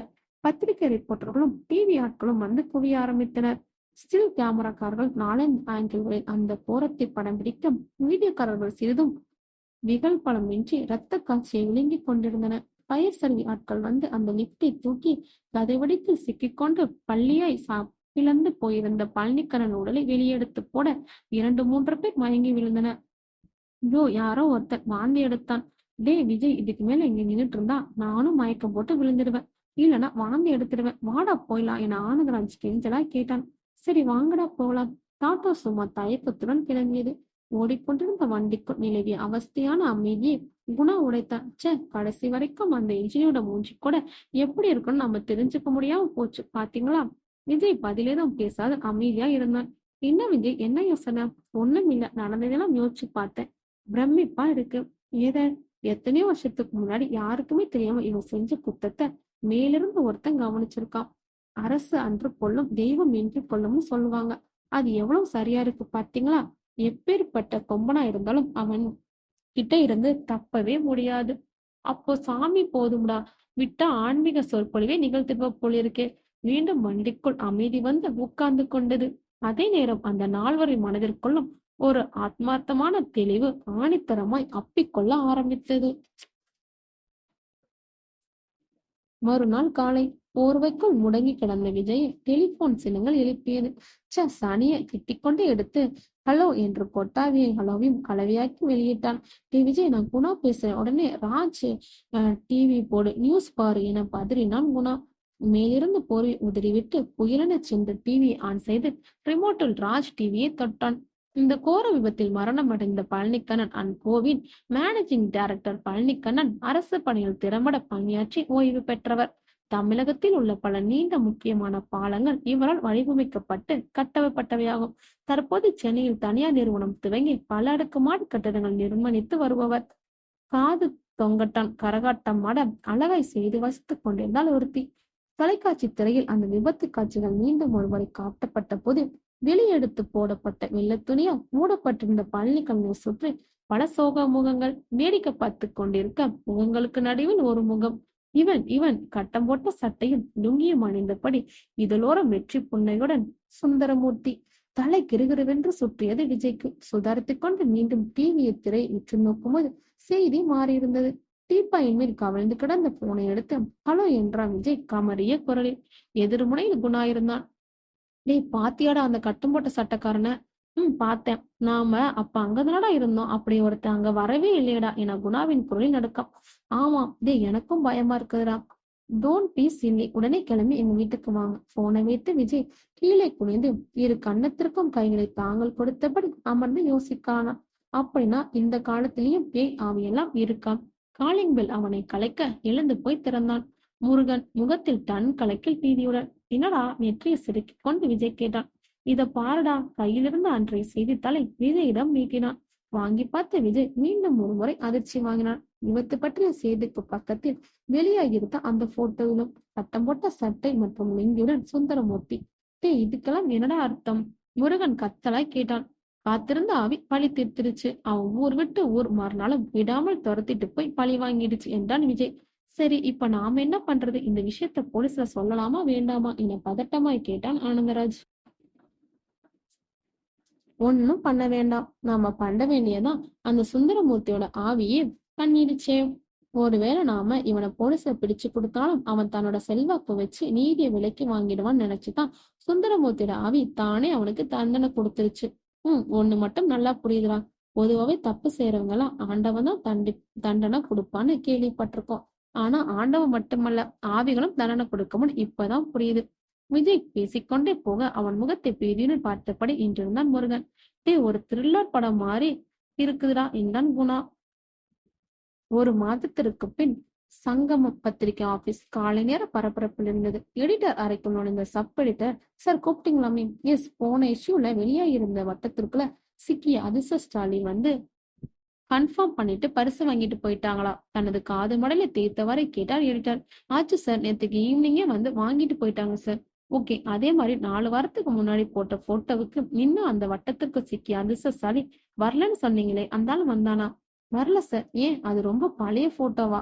இல்லையே சார். சமீபத்துல எடுத்த ஸ்டில் தான் சார். 1 மாசத்துக்கு முன்னாடி நீலாங்கரை பக்கம் ஒரு அபார்ட்மெண்ட் கன்ஸ்ட்ரக்ஷன் நடந்துட்டு இருந்த இடத்துல லிஃப்ட் விழுந்து அதோட எம்டி செத்தாரே, ஞாபகம் இருக்குல்ல? அப்ப அங்க வேடிக்கை பார்த்துட்டு இருந்த கூட்டத்தோட ஃபோட்டோ தான் அது. நியூஸ் பேப்பர்ல கூட அந்த ஃபோட்டோ தான் வந்திருக்கு. அதுல தான் ஒரு கட்டம் போட்ட சட்டைக்காரன வட்டம் போட்டு கேட்டிருந்தோம். ஆனா அவன் வரல. எங்க? அத கொண்டாங்க பாப்போம். எடிட்டர் தன் ரூமுக்கு மூக்கு கண்ணாடி எடுத்து மாட்டிக்கொண்டு தயாரானார். சப்ரீடர் கொண்டு வந்து நீட்டிய 4 வாரத்திற்கு முந்தைய இஷ்யூவை வாங்கி அந்த பக்கத்தை எடுத்து அதிலிருந்த போட்டோவை கூர்ந்து பார்த்தார் எடிட்டர்.